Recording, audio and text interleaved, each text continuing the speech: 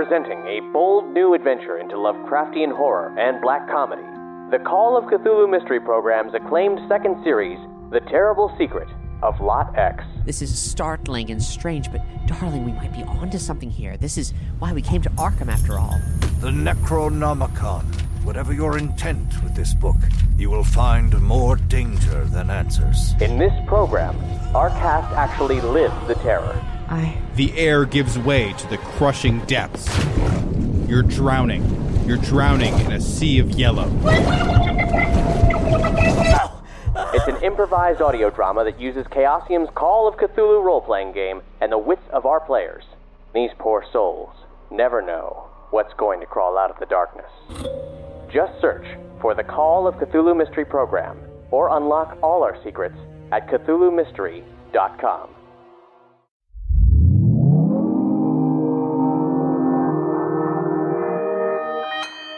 Consequence Podcast Network.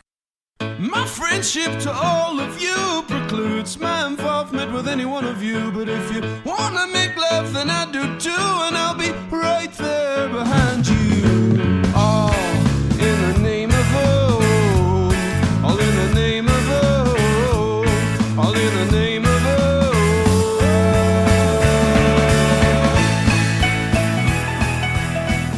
Greetings, constant listeners, and welcome yet again to the Losers Club, a Stephen King podcast from the Consequence Podcast Network. My name is Rockin' Randall Colburn. You might know me from previous episodes, such as The Library Policeman, which we discussed last week. That is the third book in the Four Past Midnight novella collection, which we are currently discussing. And today we are going to talk about the fourth and final book in Four Past Midnight, The Sundog, which you may not even be familiar with because they never made a movie out of it. Arf. So before we get going, let's kick off who is on our panel today. Who is sitting across from me? This is Aisha. Smile and say intercourse, because I had to. Love it. Good to have you back. You were on the Library Policeman episode, and before that, you were on the Dark. Were you on the Dark Half? Yes, you were on the Dark Half. Yeah. We're always happy to have you here. And who is calling us from across the great American prairie land? This is Dan Pops or Pop. Yeah, just Pop. I was like, wow. Funko Pops. Yeah, right. It's Pop Merle, not Pops Merle. So Dan Pop Merle, Dan Pop Merle. Can't even say my own name right. Yeah, also back from the Library Policeman. I mean, I think we do get. Were either of you on Secret Window or? I wasn't. No. So I think us three, we get like the better half of Four Past Midnight. I would argue. I would argue as well. I absolutely abhor Secret Window, Secret Garden. Yeah. So it's probably, although it sounds like our panel also felt very similarly. I'm currently listening to our episode about the film starring the great Johnny Depp. Maybe you've heard of him. I did too. On my way here, I was catching up on the Johnny Depp one. But it's a fun episode. So if you haven't listened to that, please go back, give a listen to our Langoliers episode, our episode on the mini series of the Langoliers, which is also bad, although our episode is very good on it. And do you think that Langoliers is worse? I think Langoliers is worse than Secret Window. I don't think either of them are great, but I actually like Secret Window a little bit more. Oh, 100%. Yeah. For me, so it's agreed the Langoliers is the suckiest out of these. Well, the thing is, I might like the Langoliers story more than Secret Window, Secret Garden, because I really hate that book. But I think I like the Secret Window movie more than the Langoliers miniseries. If only because it's 90 minutes and not 3 hours. I just hate the Langoliers miniseries, and I hate Secret Window, Secret Garden. So I'm always in the minority with Secret Window because I went in with such low expectations when I went and saw that movie because I hate the story that I remember walking out thinking, it wasn't bad, but it is bad. So there's that. Don't fool yourself. Yeah. So it's kind of fun to, with last week, we talked about The Library Policeman, no film adaptation, one of the stranger, more, kind of off the beaten path King stories. And like I said, I talked about this last week, but it's kind of fun to go on Reddit and watch people kind of react, new King fans sort of react to The Library Policeman, because it really is sort of this impactful story that, is only really whispered about within the King world. world. And I find that really fascinating. And the Sundog is similar, I guess, but it's maybe not as controversial as one might say, but because Library Policeman featured some pretty wild stuff. And here we've got, I don't know, it's an off the beaten path supernatural story, and it is a Castle Rock adjacent. Well, it's not adjacent, but it is a Castle Rock story. But it's interesting to me. I guess I'll kick it off this discussion by talking a little bit about the origins of the Sundog. And I find it interesting the way that King writes about it in his intro. Let me see if I can get the exact pages here. Yeah, 584 I got the Signet edition. I guess I should, before we get going, because we talked about Library Policeman last week and when we first encountered it. But Aisha, this was your first encounter, yes, with the Sundog? Yep. Yeah, exactly. And so, did you have any expectations going into it? Did you know it was a Castle Rock story going into it? Well, after I read the I think you guys mentioned it offhand at one point. Yeah. But then when I read the intro for the epilogue, whatever you want to call it, for this particular one, then I realized, which is something actually I want to talk about, because he mentioned this is like him closing out, being in the Castle Rock area, and so I was trying to get a timeline together in my head because I figured out the Dark Half happens before this. Yes. So then I'm kind of like, is Needful Things after this? It is, yes. Is that the closing out of Castle He didn't Rock? write them in that order. Right. Although I don't think he clarifies in the intro in what order he wrote them in. But this is supposed to be the bridge between Dark Half and Needful Things. And Needful Things was always considered the last Castle Rock book. Spoiler alert, it wasn't. He hasn't written anything huge about Castle Rock since then, but the city has appeared in other stories, including Gwendy's Button Box, which was a book that a novella he released, what was that, like 2 years ago?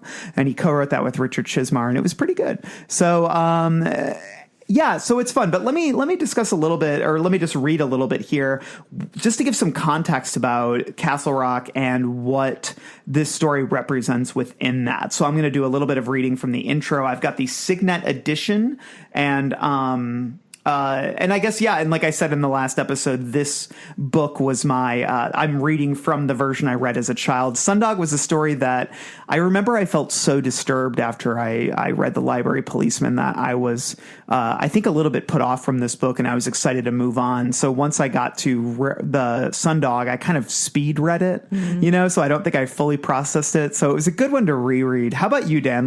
Do you remember reading this for the first time? I think I mentioned this on the last episode. The only thing I really remember distinctly from this was how each of the novellas has a little black and white illustration before it. I think that's in all the editions. Yeah. I really remember the Sundogs just because it showed this really cool picture of a feral looking dog that I thought was really creepy.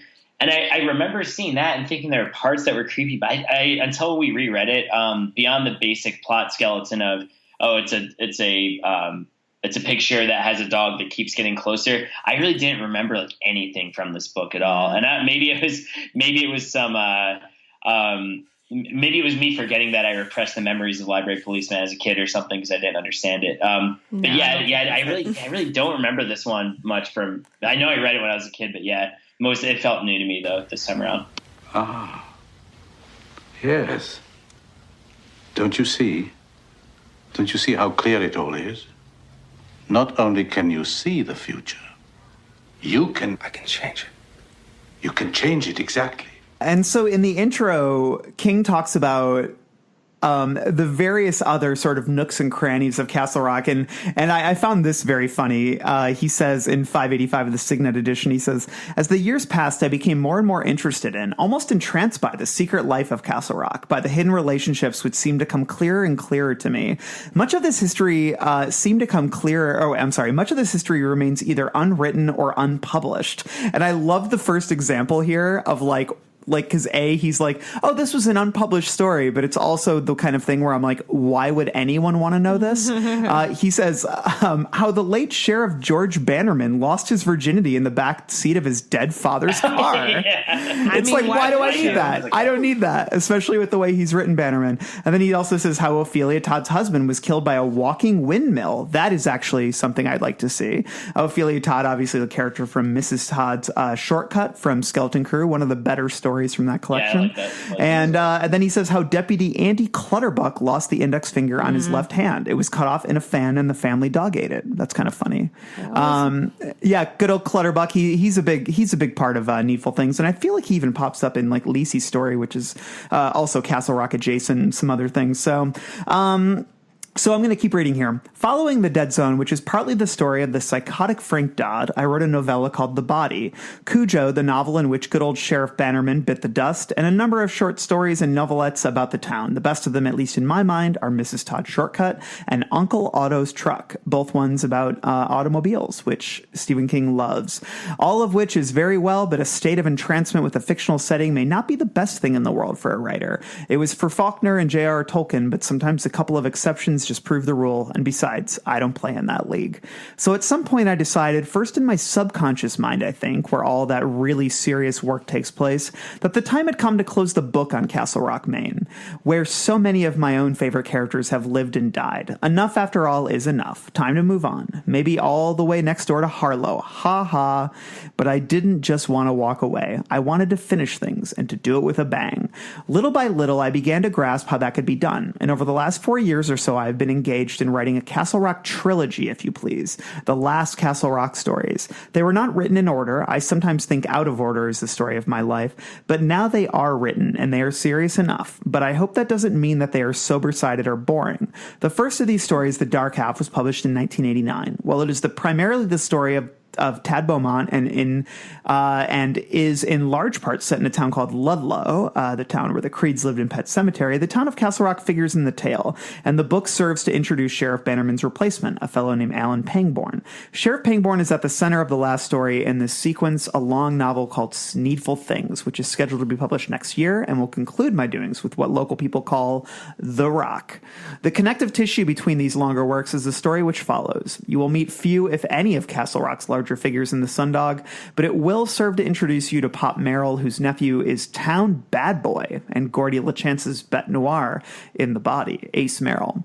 The Sundog also sets the stage for the final fireworks display, and I hope exists as a satisfying story on its own, one that can be read with pleasure, even if you don't give a hang about The Dark Half or Needful Things. So I guess I'm curious here. Aisha, you have not read Needful Things? Not yet. Interesting. It's one of my all-time favorite King books, so Okay. I hope you do. Dan, you have read Needful Things. Love Needful Things. Same. Yeah, that was one of the ones when I went on that King binge, I don't know, about 10 years ago, to finish all the ones I hadn't read. I remember I had like 100 pages left, and I got on the train at Western, the Brown Line in Chicago. And I remember I just rode it all the way around the loop and back, and that gave me enough time to finish it. So I have like this really nostalgic memory of finishing Needful Things, which I think is a really good book. Is it a shorter story than Needful Things? Yeah. It is. No, it's one of his longer novels. Okay, yeah. wow. Yeah, How it's long was probably. that train ride? Yeah, just the last like 100 pages or so, I was able to read in that stretch. Yeah, man, if I could read the whole book in that time period, that would be impressive. Yeah, because that's probably a 750 worder or a pager there. And so, so I feel like it's interesting that he describes this as the connective tissue. Mm-hmm. I have some thoughts on this, and we'll touch on some of it in King's Dominion. But Dan, do you think that this story sort of works as a bridge? I don't know, man. I almost feel like the Dark Half and all the stuff that came before this feels like more of a bridge to Needful Things. Do you know what I mean? Because I mean, we meet Ace Merrill becomes a pretty big part of Needful Things.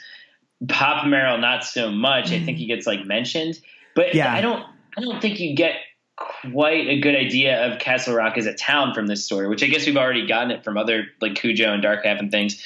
But I mean, I don't know, unless I'm missing something. I guess the idea of having a junk shop or an antique shop that has these objects that are somewhat mystical, and I won't spoil too much of what happens in Needful Things. I guess there's that connection that's kind of thematic, like the be careful what you wish for thing, but I don't know if that's what King's referring to.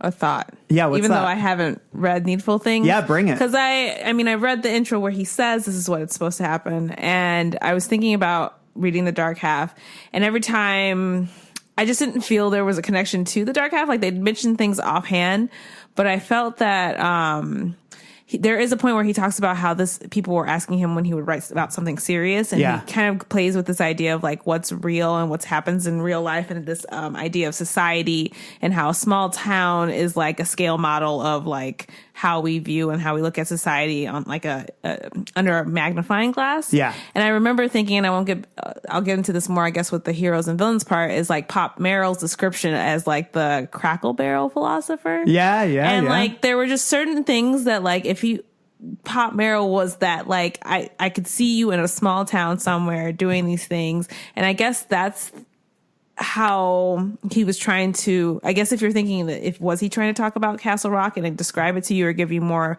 flesh to the body of Castle Rock? Yeah. That's kind of how I viewed it. Sure. Like, but that's stretching. Like, okay, I have an idea that this is a very small town where like Pop controls everything. And like, that's the most I got for like connective. Yeah, and I think that's valid too. I mean, the way you describe it there, it reminds me of, have you seen Deadwood on HBO? I've started it, but yeah, Deadwood's pretty great. I'm a big fan, but like the way that sort of Ian McShane's character, Al Swearingen, sort of is the saloon owner who kind of like is the quiet behind the scenes person who kind of runs the town. That's sort of how Pop Merrill is framed here. But I agree with you a lot, Dan, as well, in that I feel like this is sort of a standalone story that exists in Castle Rock. And I find it interesting that King would call this the connective tissue, but then he even says right after that, you'll meet few to no characters who are actually major characters in Castle Rock, which is weird and kind of strange to me. At the same time, there is mention of Alan Pangborn, there's mention of Polly Chalmers,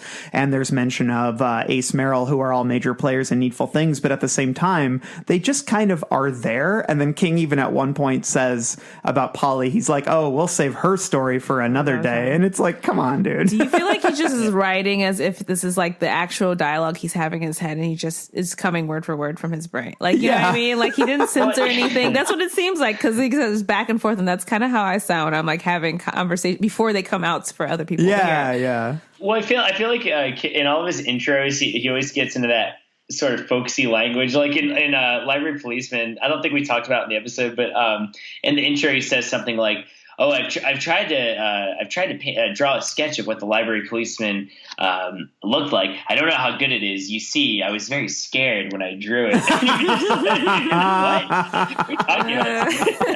Thank you. It's, like we said, this is a very interesting time for King. I mean, we talked about this in the last episode, but he was new to his sobriety, and the way I described 4 Past Midnight last episode that I think holds true is that this isn't a book that feels inspired so much as perspired over. It feels like a book that he knew he needed to write more, and he kind of willed himself to write this. There's not a lot of inspiration in these stories in terms of, wow, I'm reading like King at his most sort of unfiltered and inspired. What I'm seeing here are stories that feature his talent for storytelling and his imagination and all these other things, but at the same time they feel like they move from point A to point B, like he's pushing a rock up a hill, like he's trying to get us to that point. That said, I think Sundog is surprisingly one of the better stories in here.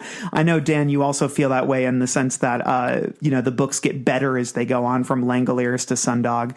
And I do agree. I think that Library Policeman and Sundog are probably the better stories in here. That said, they're still not among his best. As we've said, 4 Past Midnight is not, probably our favorite collection here. We're kind of, pushing a boulder up a hill ourselves talking about these. But I think, but I do think that there's some interesting stuff in Sundog. And so, so basically he talks a little bit about the origins of this. It's same with Library Policeman, where it's just sort of a tiny little story he tells. Basically his wife, Tabby, got into photography herself. So he says, she began to pursue it in a serious way through study, experiment, and practice. I myself take bad photos. I'm one of those guys who always manages to cut off my subjects' heads, get pictures of them with their mouths hanging open or both. But I have a great deal of respect for those who take good ones, and the whole process fascinates me. In the course of her experiments, my wife got a Polaroid camera, a simple one accessible even to a doofus like me. I became fascinated with this camera. I had seen and used Polaroids before, of course, but but I had never really thought about them much, nor had I ever looked closely at the images these cameras produce. The more I thought about them, the stranger they seemed. They are, after all, not just images, but moments of time, and there is something so peculiar about them. This story came almost all at once one night in the summer of 1987, but the thinking which made it possible went on for almost a year, and that's enough out of me. So then he moves on. And let's talk a little bit. Let's actually begin by doing a little synopsis here. Do you guys have any synopsises that are present? I'll read mine in the Signet version. This is very short. But the Sundog, you are focusing in on a beast bent on shredding your sanity. That is how it describes it in my book, which I think is a very compelling idea that I'm not sure really captures the broader story. Dan, do you have a synopsis in front of you? Yeah, this is from the original Viking edition, first edition. It says, the flat surface of a Polaroid photograph becomes, for 15-year-old Kevin Delavin, an invitation to the supernatural. Old Pop Merrill, Castle Rock's sharpest trader, wants to crash the party for profit, but the Sundog, a creature that shouldn't exist at all, is a very dangerous investment. There you go. Yeah. What do you got, Aisha? I think I don't know where my version has that in. It mostly has more of like notes from like Playboy and Orlando Sentinel. And Playboy was a big fan? Oh yeah, 4 spellbinding tales of horror and evil, any one of which would be sufficient annual output for an ordinary writer. More than just good yarns, these are can't tear your eyes away stories that burn your imagination. Gonna politely disagree with you on that one, Playboy. But hey, I love the articles. Yeah. So I'll give sort of a simple breakdown of the story. So basically with Sundog, what we're dealing with is Kevin, 15-year-old kid. He gets a Polaroid camera for his birthday, but every photo he takes, it reveals not a photo of what he's actually photographing, but sort of a weird, strange image of a dog in front of a fence in a dirty yard. And every photo so he basically takes this camera to try to understand what's wrong with it to the local Cracker Barrel philosopher, Pop Merrill, who runs a junk shop called the Emporium Galorium. He goes there and Pop Merrill becomes fascinated, and basically, through all the photos they take, they realize that it's not the same photo that Kevin's camera is taking. It's a series of photos, and they are progressing each time. The dog is moving in each photo, and it moves in sort of a way where it seems as if the dog is violent and turning towards the cameraman. And what we learn is that Pop is kind of a dangerous person to get involved with. And even though Kevin, looks up to Pop in sort of a weird way, Kevin's dad, Mr. Delavin, which I find, and we'll talk about that. It's very strange how they just call him Mr. Delavin the whole time. He basically is like, Pop is not someone to be trusted, and it turns out that Pop isn't. He's trying to sell the camera for his own benefit, but it turns out that the supernatural nature of the dog and whatever it represents is more powerful than any of them realize, and things get pretty dark in the end. It's not a story that I would say has a very clear description or solution for its mythology, but I do find it compelling. I mean, I mentioned this in the last episode as well, but there's actually Aisha, when I say creepypasta, does that ring a bell with you? Do you know what that is? Creepypasta is sort of does it stick to the wall? What is it? Sorry, I was making a terrible joke. Dan, do you know what I mean when I say creepypasta? Yeah. Like sort of horror mythologies created online and meant to seem like they're real, like Slender Man. And Slender Man was born out of creepypasta, and it's a lot of creepypasta. It's kind of a horror genre that began online, and it's told through and Reddit threads, basically. And it's pretty fascinating, and I'm very intrigued by it as a cultural artifact. And a lot of it has to do not only with the internet, but with photography in general. And so the idea that you would take a photo and it would produce this photo of a dog that seems unimportant on its surface, but but has sort of a creepy air about it in general. Like the context of the photo is both ambiguous and unnerving. That is a very creepypasta kind of idea. And so, yeah, that was kind of something I thought about when I was watching this. But when I think about the larger themes and the hook of this story,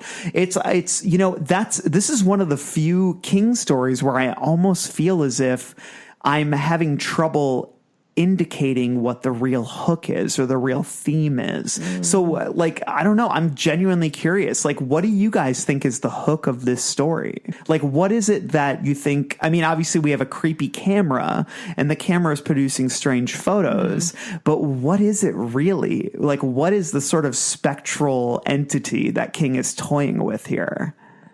Because to be honest, in my head, I'm like, is there an actual hook, or is if we had to use the word hook, is it just King trying to connect the two stories together in his best attempt and not really?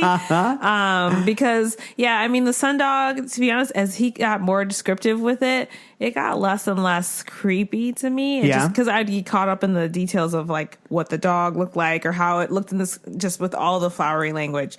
But like it didn't really get creepy, or I want to say more grotesque, until later on. Yeah. So I don't know if there's, I don't know. Didn't really feel hooked. I was just kind of, all right, it's a dog in a picture that's going to pop out. Gotcha. What do you think, Dan? Yeah, I think it's telling that in King's intro, he pretty much just says, yeah, my wife took up photography, and that's it. Because it doesn't, I don't know, I feel like when we talk about the hook, it's usually twofold. We usually talk about the horror device that he's using, which in this case would be a camera, where the picture keeps getting closer to you. But then we always talk about, what's he using to say? What is he using that to say thematically? Like, vampires are a metaphor for small town repression. For The Shining, it could be alcoholism, a haunted house as a tool to explore alcoholism or just creativity in general. Yeah. Whereas with here, I don't know, it's tough because I think the Library Policeman actually has some pretty rich thematic stuff. Sundog, not so much. I mean, once again, if we're talking about connective tissue to needful things, there is a little bit of, I guess, maybe a cautionary tale about being too caught up with material possessions, but that's kind of it. And even that's pretty thin, I think. I feel like that's me reaching. So I don't know how much thematic meat there is here. That doesn't mean I don't enjoy it as a story, but I don't think I think the dog and the camera are kind of, that's about it. I don't know. I guess Pop Merrill sort of takes advantage of youthful naivety a little bit. But, I guess when I think about thematic resonance, I think a lot about Pop Merrill, which this story almost feels more like a character sketch for him. Yeah. And the dog photos, to me, I find them creepy sort of in their ambiguity. And I do kind of like that we never really get a clear answer as to what exactly they are. And but I do think that the story functions more as, King sort of had this idea of Pop Merrill, and I think he really wanted to toy with the idea that this is, a small town, what's the word I'm looking for? Figurehead kind of character who uses his power in an unassuming way to exert control and influence over the town. And so I guess a lot of the thematic stuff that rings out to me, especially because we get this huge detour in the middle of the story where Kevin's dad talks about the debt that he had to pay and the ways that Pop Merrill sort of bled him dry. And it's this whole kind of idea of not bowing to moneylenders and things like that, and personal responsibility, things like that. Like, it almost feels like the themes are more related to that, and the supernatural aspect is just sort of layered on top of it, And so for me, I guess that's like the best way I would process it is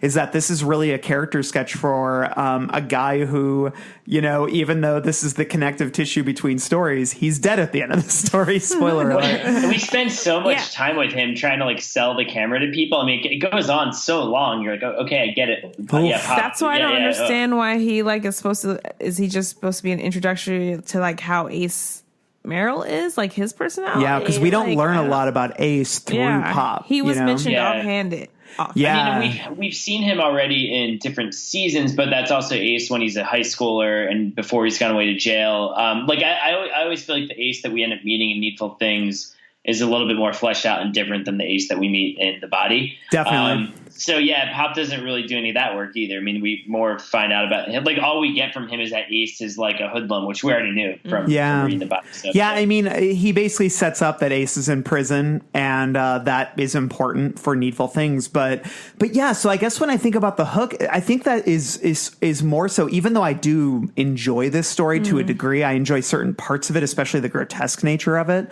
I think that this story just doesn't have a lot to offer in terms of thematic meat, which is a big difference from Library Policeman, which was almost thematic to a fault. Like we were so imbued with sort of meaning in that story. And here there's so much time spent with this whole concept of self-sufficiency and like, you know, I think sort of the idea of why you shouldn't rely on other people.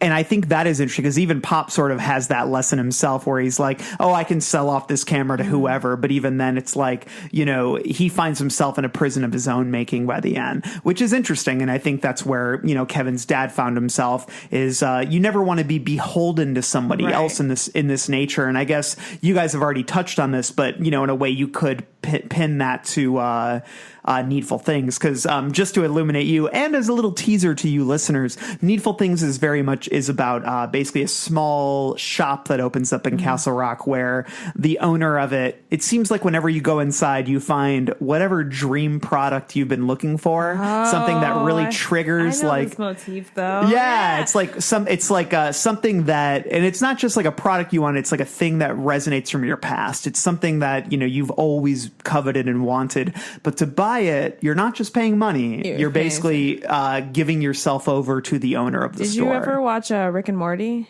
I haven't watched Rick and Morty. I feel like they did an episode, and I think the actual name of the shop, and I probably am wrong, is Needful Things, but it's spelled with like a backwards 3 or something. Oh, like really? That. But I like this because the shop owner is the devil, though, and he like is selling things. That's definitely parodying Needful Things. Okay, which not a great movie, but the book itself, I would personally say is among King's best. So, but I do think that, you know, I can, like you guys said, like you've kind of said it's a thin connection, and I would agree with you to a degree. But at the same time, I do think that King was genuinely preparing us for Leland Gaunt with Pop Merrill. So I think that was on his mind. I'm not sure personally that I would say that it works. But at the same time, I think that was his intent. Okay. So I think that, you know, this story is kind of best viewed as sort of, it's not Kevin's story. It's not Mr. Delavan's story. It's Pop's story. And I think that actually leads us in a nice way to the next section, which is structure and format. Look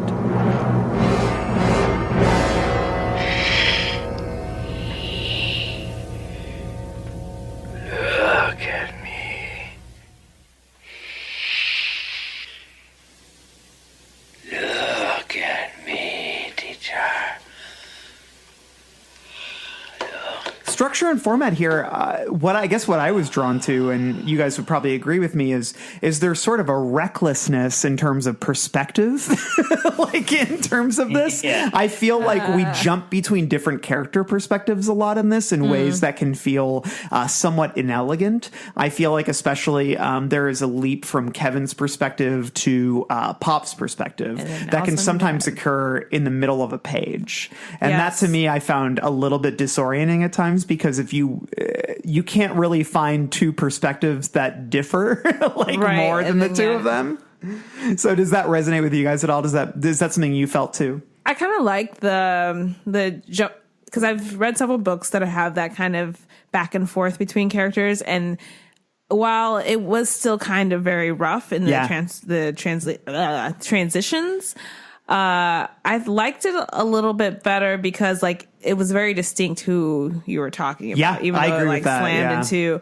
But then I think what threw me off was when they suddenly introduced dad's thoughts, John Delavan's thoughts into the situation. And I was like, I don't really care.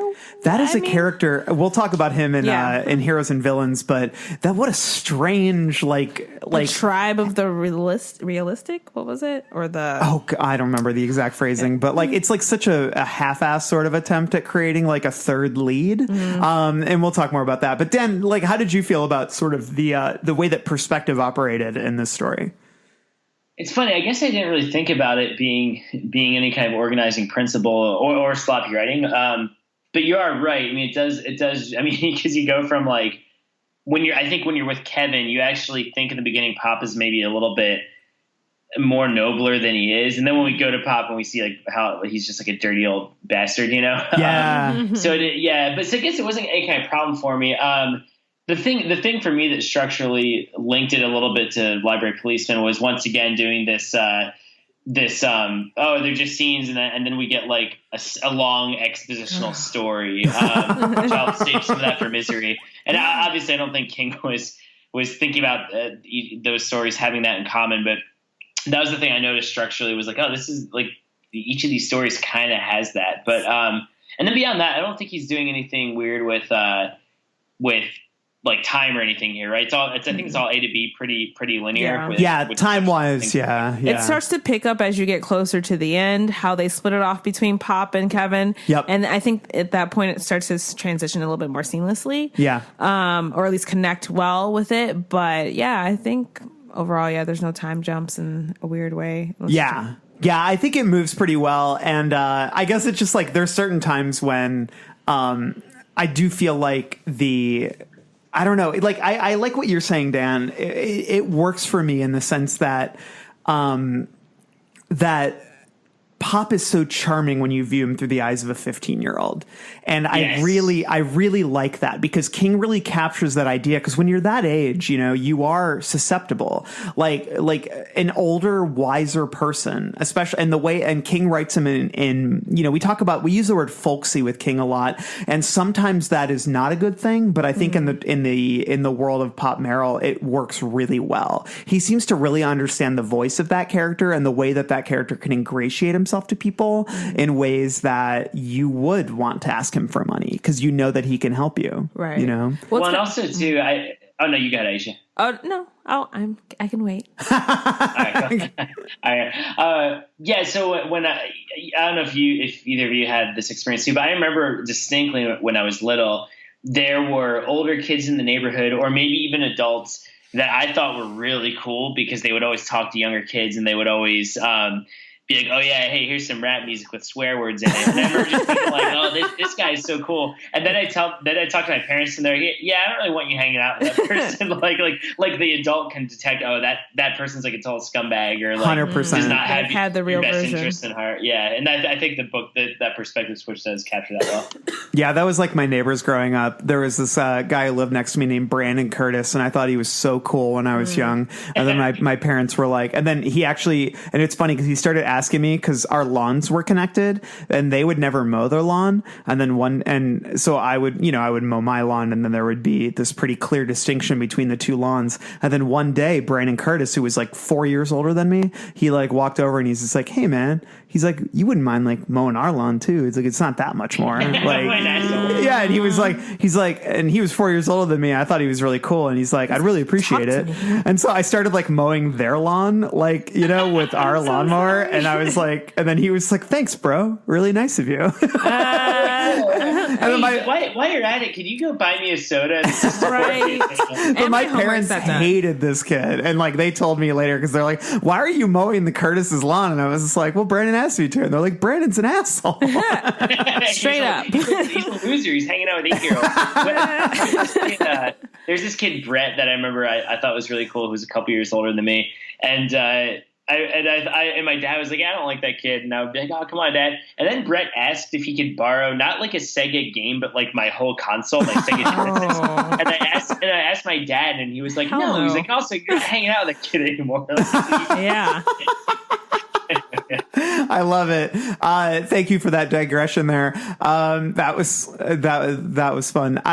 So I guess that is a really that I feel like leaping between those two things and then seeing the disparity between the way that Pop thinks, like getting inside of his head and seeing the darker aspects of him and measuring that against the vision we have of him as Kevin, who is this 15-year-old who is very innocent. I think that is like kind of a very subtle nod towards how good King is. King is. He does it again later too when he talks about Kevin, his dad's perspective. Kevin, like when he's seeing him as like this. It kind of gets a little extra, but like God Adonis type thing as a son, but then also the reverse of how he's like, it's nice to know that his son still needs him. Yeah. Which, you know, John Devlin was dealing with a lot with masculinity issues in this story. I feel like he was questioning himself a lot or what he was, but I like that idea as well, going along with how Pop is different from how you perceive him and how he actually is performing and what he's actually thinking. Yeah.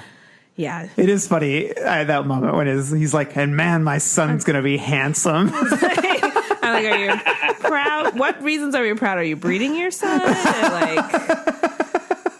On that note, I think this is a good time to pivot over to a little section we like to call Heroes and Villains. I'm going to have to kill this fucking clown.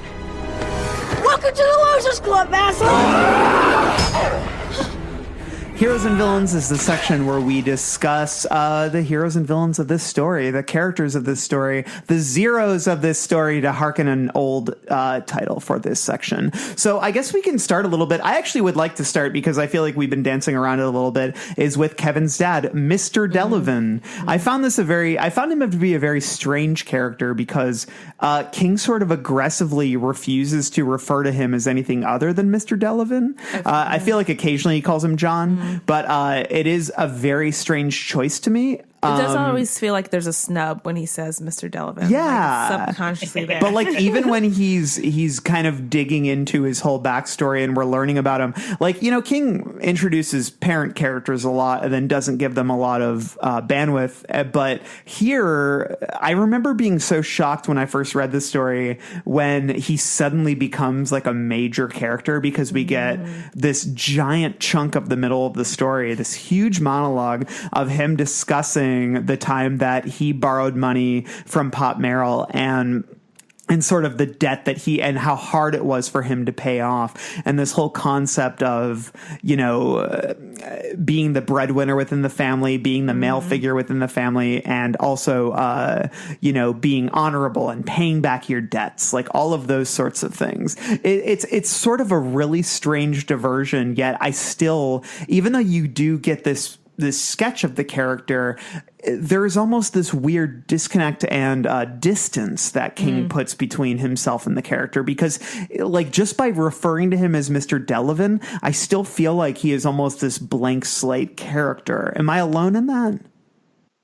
Yeah, he just didn't. I mean, I didn't dislike him or anything, but yeah, other than being kind of a trusty dad, he never really stood out much to me. And even Mr. Delavan, I like that his first name is John, which has been the name of so many other King characters. It's almost like even when he does bother to call him a first name, it's like a very common first name. You know what I mean? It's like he wasn't really thinking about it. Yeah. I almost feel like the usage of like how he speaks about Delavan almost subconsciously pushes you to have like this kind of I don't want to say dislike for him, but like you said, kind of cold and distant. Like every time especially when you get into the story of his background and what happened, I was like, oh, poor you. Wow. You should have just told your wife and sucked it up. And like, he's like, I have to be a man and do this. And I mean, I get the time period and that kind of style of thinking that goes along with that. But I feel like I kind of wish he had not gone into John Devlin's head. I didn't need it. Like there was like the part where at the end, and I'm not going to get into that specifically, but like he trips over a table and you're like, okay, not necessary. He's kind of like in the way and stopping Kevin from doing what he needs to do. Yeah, this really does feel like a story between Kevin and Pop. And so I feel like working in Mr. Delavan and then not quite like fully engaging with the character. Like we get this monologue from him, but it almost feels like it exists within a vacuum. And I never quite connected with that character. And it to me is such a strange choice. And it's one that never quite really resonates with me. it almost feels plucked from another story. Like maybe, King had written that monologue about that whole sort of money lending situation and then found a way to sort of transplant it here. It has that feeling. Yeah. And like I almost wish that we could have stayed in Kevin's head a little bit more because, if there's one thing that King does well, he writes youth well. And Kevin in a weird way reminds me of the character who begins Needful Things. It's a young, I can't remember his name, it might be Brian. But it's like a young boy and he becomes one of the focal points of Needful Things, and he is around that same age. And that character is exceedingly well written, and I feel like Kevin reminds me of that. And so I almost I don't want to spend time in Mr. Delavan's head in this story, especially because it just doesn't really resonate or offer sort of I don't know, I guess it offers a different perspective, but it's not what I necessarily need within this story. So Dan, any other thoughts on Mr. Delavan? Oh man, there's so much to say. Let me open up my notes. Well, then let's talk about Kevin himself. How do we feel about him as a character? Is he someone who you relate with? I like Kevin. I think that, that whole concept of like getting a new camera and wanting to pursue photography and that whole thing, like that really, and his excitement over it and then his disappointment once the camera is faulty and sort of his belief that, it's probably just a problem with the camera, even though the pictures that are being produced are so uncanny and strange. There's like kind of a sweet innocence to that character and I do feel like this story does kind of document in its own way a kind of loss of innocence, the loss of trust. And, I think in two different ways, like he learns to see his father in a different way, but then he also learns to, he learns not to trust everybody that he comes across through the pop story. And it's all frames through sort of this, like, his birthday, this sense of innocence and the sort of adoption of this hobby, which I find very interesting. Right. The fact that you get something that you've wanted for so long and it turns out to just be basically a piece of shit in your life, like a burning trash bag fire. And you're like, I never expected this to be. And I like, now that you say that, the sense of this is supposed to be a childlike innocence. And there was something I was going to say and I lost my train of thought, but it's Kevin at first, like this is pound cake, so I won't get into it. But like, there are moments where I'm like, because I didn't grow up gender male, sure. So I don't know kind of like some of the deeper things that males go through growing up in that kind of scheme. Because he does talk about like he's 15, he's like not quite a man, but he's like right on the edge of becoming manhood. Because 16 is generally thought, at least in Western culture, is like becoming man. Yep. Because you're driving. Right. So, I mean, Kevin, for me, I think there was a distance. Yeah. Because, like, he was interesting enough, but I just never could fully connect with him. I know he has bolo ties. But then he puts in his drawer. He likes taking pictures and like he hangs out with Mr. Baker. Like I don't really. But like we also never see much of him outside of the orbit of sort of the general story. Mm-hmm. Like in a weird way, I thought of Apt Pupil from different seasons and the concept that, that's a very disturbing character, but we also get to see that character in he's around the same age. We get to see him in a lot of different social situations. Mm-hmm. And I feel like I almost kind of wish that King allowed Kevin, he allowed him to sort of exist within bubbles outside of the camera. It almost seemed like Meg was that role, him trying to force that, and that was it. Yeah, that's interesting. What do you think about Kevin, Dan? Yeah, I like him. I was actually thinking about that movie Good Boys that's coming out this August that I reviewed for South by. Oh yeah, and they're a little bit younger than Kevin. I think they're like 12 or 13. But it's this idea of I think that it's this sort of idea of painting an adolescent character who is somewhat savvy and very intelligent and knows there are certain dark things in the world, but is still kind of oblivious a little bit to them, And that's always really interesting to me, rather than depicting a kid as either completely innocent or completely dirty and like a sex expert or something like that. You know what I mean? And so I like with Kevin, I think King does a really good job of painting a character who is smart and somewhat savvy, but also doesn't quite know the way the world works yet. And obviously gets taken advantage of. But I also think Kevin, he has enough spidey sense in him to once he does start to get manipulated by Pop, he starts to pick up on it a little bit, you know? So which I think plays a lot better than if he had been completely stupid and, you know, never got what Pop was doing to him. It's interesting that you pull that up too, because there's a point where he starts to like want to follow Pop downstairs, and like the father, the adult in the situation, is so caught up in one thing, he's not paying attention to like kind of all these other triggers. Like you said, he's starting to pick up from Pop that something is wrong. Yeah. Kevin's picking them up, but like John Delavan seems to, I guess the tribe of realism has dulled his senses in a way. Yeah. Whereas Kevin's still open to that as well. And that's kind of that childlike innocence as well. He's like, he's savvy. He knows what's up. He like doesn't believe things immediately, but like he's still open to things could be weird, and that's what ultimately saves him. Yeah, absolutely. Let's talk about Pop, because I feel like this is the character that really is the spine of this story. And I don't know if you know this, Aisha, but have you heard of the show Castle Rock on Hulu? Mm-hmm. Yeah, like we reviewed the first season on the pod last summer, and the new one is coming out. I don't know if it'll be out this year. It might be out in early 2020, but it's actually, they're pulling a lot of different King characters, and Pop Merrill is one of them. So, and Tim Robbins, who starred in Shawshank Redemption, is going to be playing Pop Merrill in the next season of Castle Rock, which I find very interesting.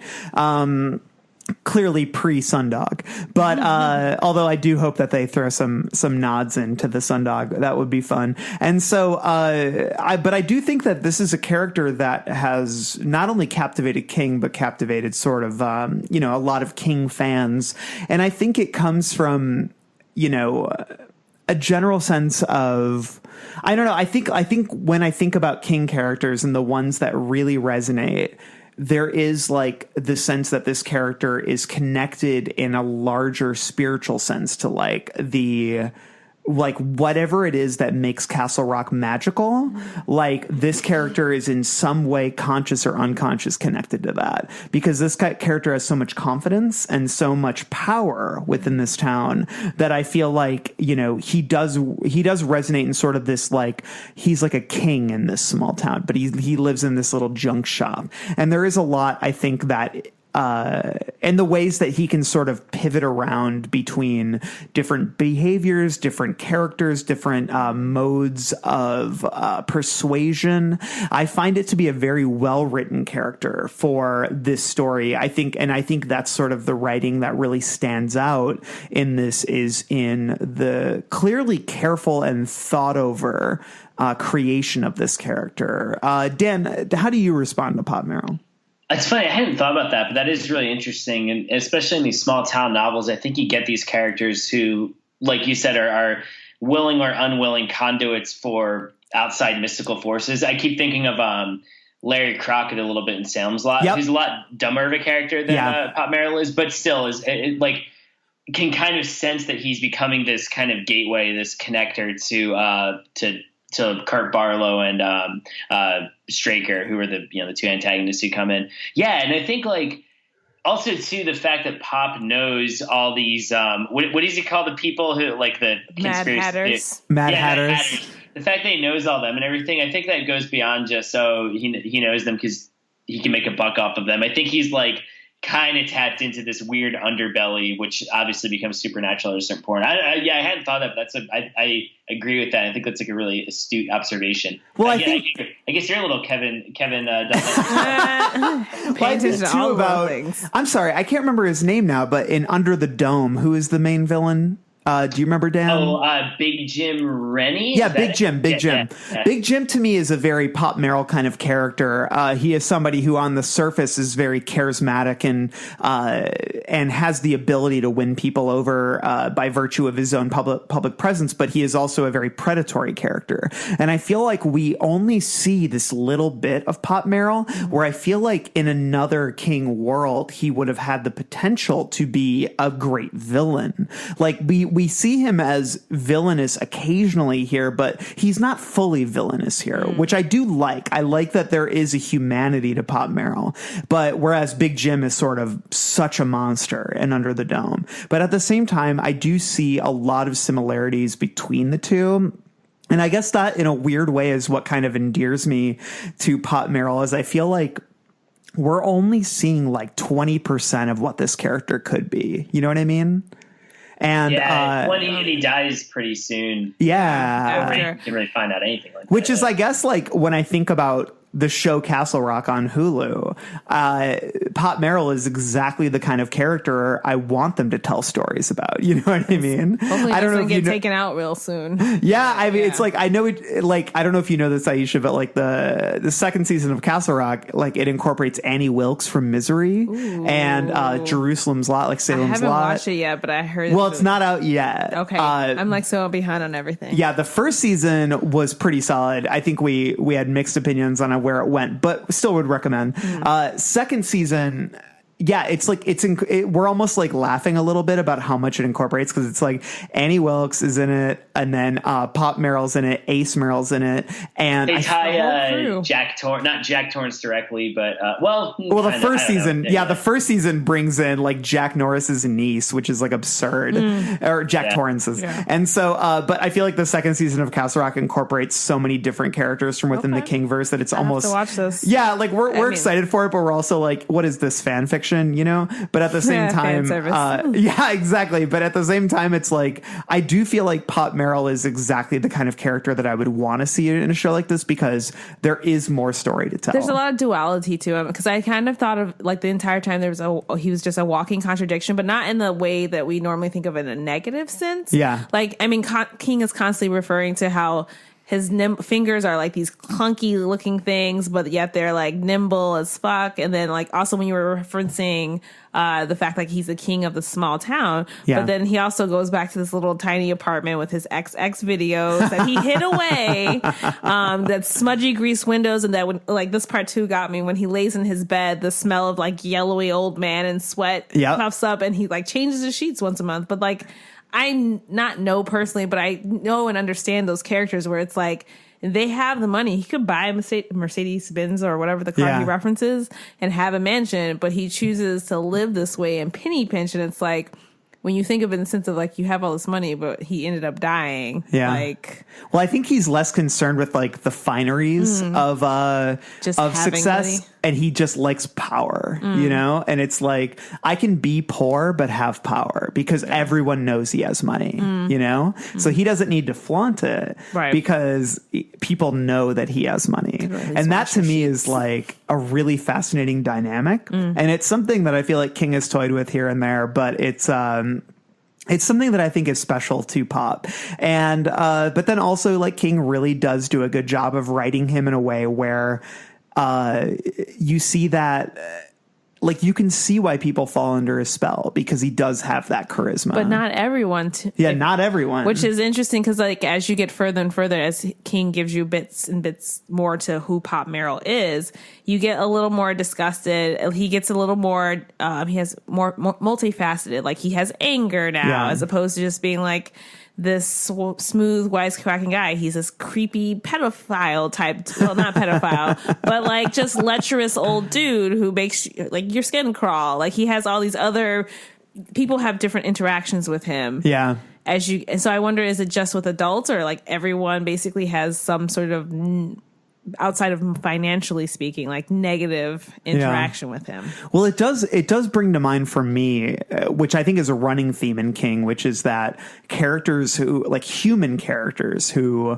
have a lot of power or have a lot of charisma within the real world and have a lot of sway within the real world, once they fall under supernatural forces, like the ones that King brings forth, they're almost like bowed in a way. Like, you know, they're like the powers that they possess as humans and as people is almost in a weird way emasculated, undercut, deemed superficial, like however you want to view that, by the supernatural force, and it sort of cows them in this really fascinating way. And that to me is a neat aspect of Pop Merrill, who is, you know, clearly so powerful within Castle Rock, but this camera of all things, bests him. Right. Like, it wins over him. I like what's his name? I don't know what the third person he brings or fourth person he brings the camera to, the one who lives out in this old house. Yes. And he basically is like, what's the point of this camera? He's like, I mean, yeah, it looks supernatural, I guess, but like, what's the real point of it? What am I going to gain from this? And at that point, like Pop's reaction to that, his response to Pop bringing this thing to him,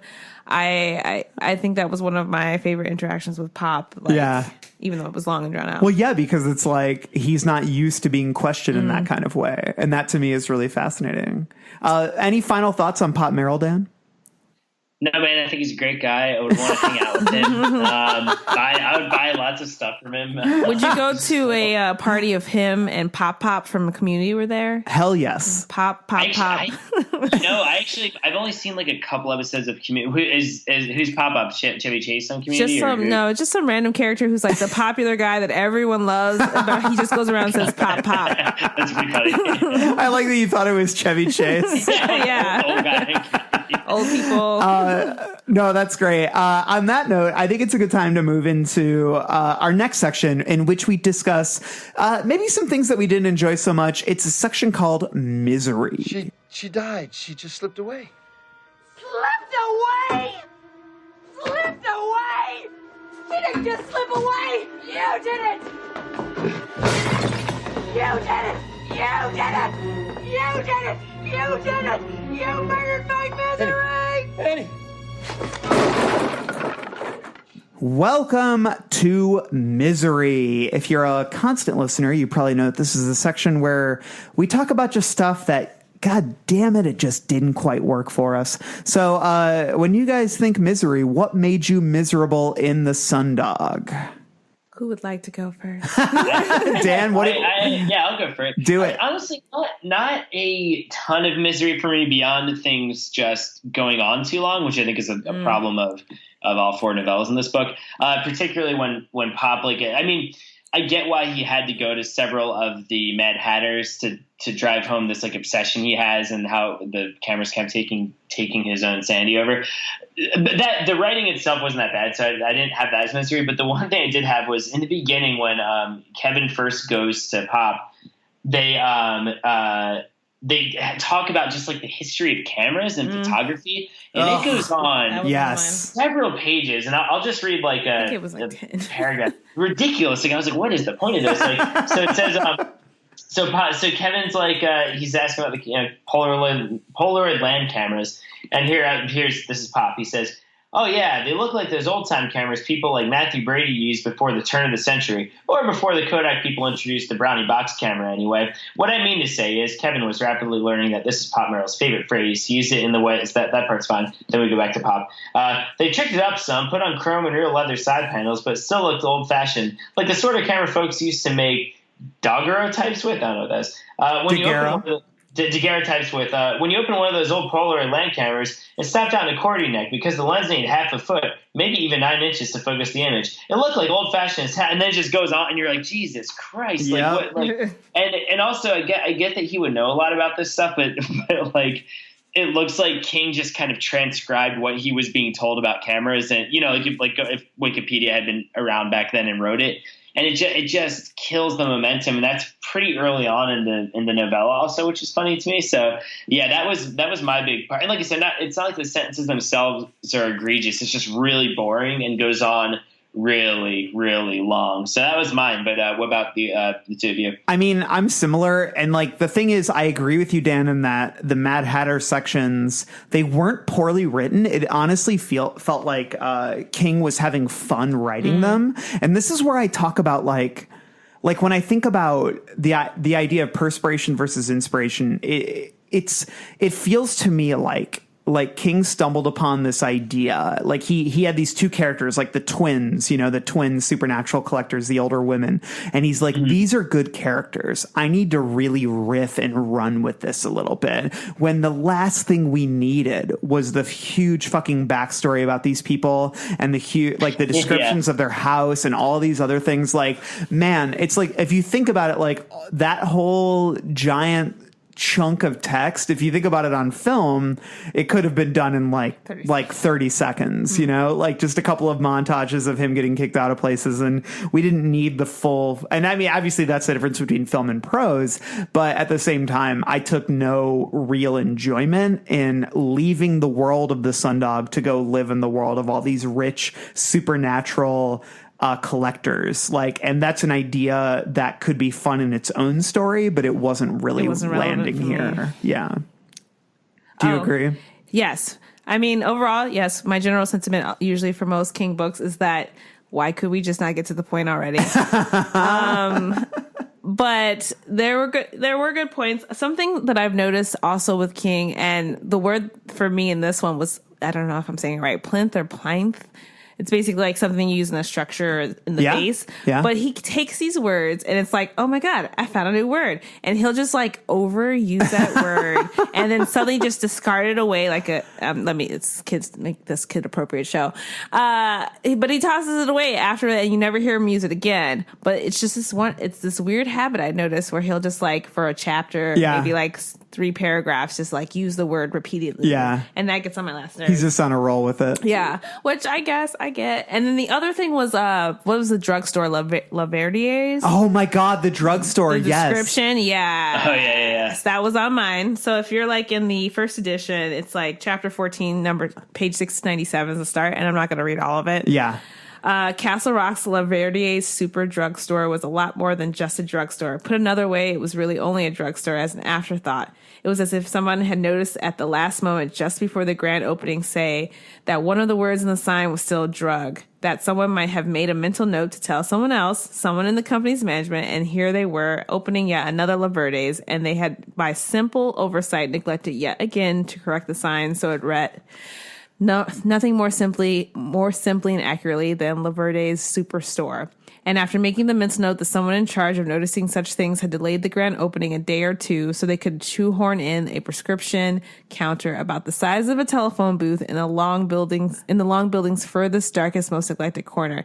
And it doesn't stop there. But like that mostly was a run-on sentence. Like I'm pretty sure there was maybe like why? One period. Why is it there?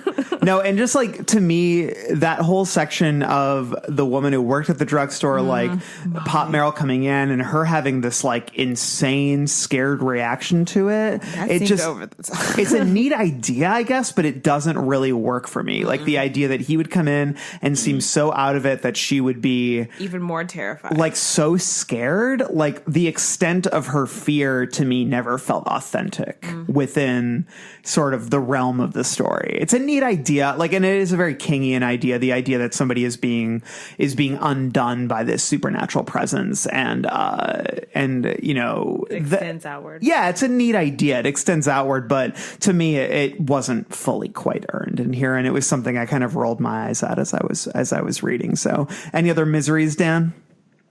Not really. Like I said, I feel like it's usually more these weird sentences that stand out or weird ideas that stand out. But for me, it was more just like these long stretches. You know what I mean?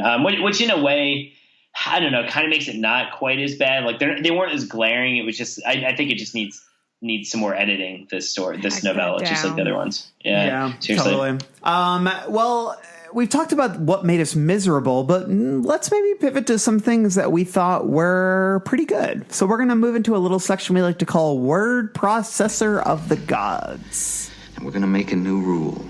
Whenever I'm in here, you hear me typing. Whether you don't hear me typing, what the fuck you hear me doing in here, when I'm in here, that means that I am working. That means don't come in. Now, do you think you can handle that? Yeah. Fine. Why don't you start right now and get the fuck out of here? Word Processor of the Gods is a section where we read sections of the book that we thought were pretty well written and stuff that we liked. I can kick things off here.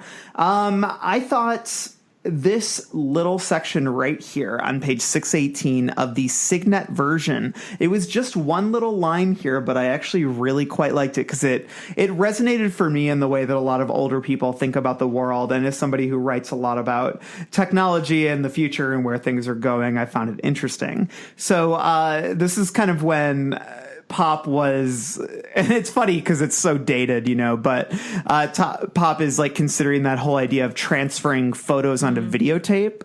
And when he goes there and and so he kind of like looks at this new technology and he says, just another goddamn gadget, Pop thought, opening the door and going in. World's dying of them. And then he says, but he was one of those people. World's dying of them. Not at all above using what he disparaged if it proved expedient. And that to me is like the way that a lot of older people I know view iPhones, view, iPads, the various sort of technological advances in the world. They're always complaining about how the world is moving on, but then they use those things. So it's like, it does make things easier. That's totally me. Oh yeah, it's always me. I always think of the. I know Randall, I talked about this. I always think about the guys I went to high school with. Honestly, most of them were pretty conservative, which I think that says something too. And they'll post things like these memes. When I was a kid, all the neighbors watched out for each other.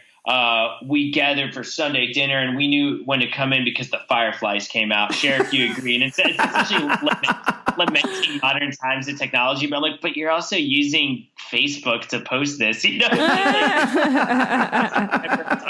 So it's like very, very funny to me. No, I totally agree. What section stood out for you guys? Is there anything that comes to mind? For me, I was going to say most of mine are cemetery. So interesting. We can save those for the cemetery. Yeah. How about you, Dan? Yeah, it's funny she says that because I have one that I'm like I was going to put in the cemetery, but I don't think it quite goes to cemetery territory. It's just one of the descriptions of the dog and the picture getting closer, or the dog getting closer in the picture. But I feel like he describes the animal really clearly and eloquently. So this is on page 720 of the Viking First Edition, chapter 12. It says, the dog creature had begun its spring. Its forepaws had barely left the ground, but along its misshapen backbone and in the bunches of muscle under the hide with its hair like the stiff filaments sticking out of black steel brushes, he could see all that kinetic energy beginning to release itself.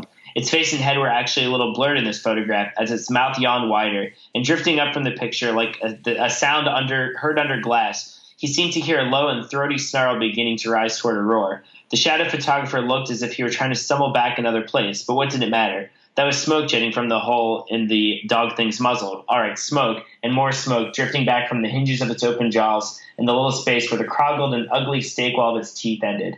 Now, I guess that could be cemetery-esque, but the dog isn't fully coming out yet, and I really enjoyed those descriptions that just the beast getting gradually closer and just seeing more and more of it, and eventually, which this does go into cemetery territory, he starts talking about it looking more like a wild boar almost and everything getting distorted. But these sections where he's just describing it as a dog seem to me just like a very clear way to illustrate an animal. So I really enjoyed those a lot. Yeah, and I actually have a similar one where, because I have some cemetery stuff about the dog itself, but when it actually started coming out of the photograph, I found this really well written, and this is in page 727 of the Signet edition.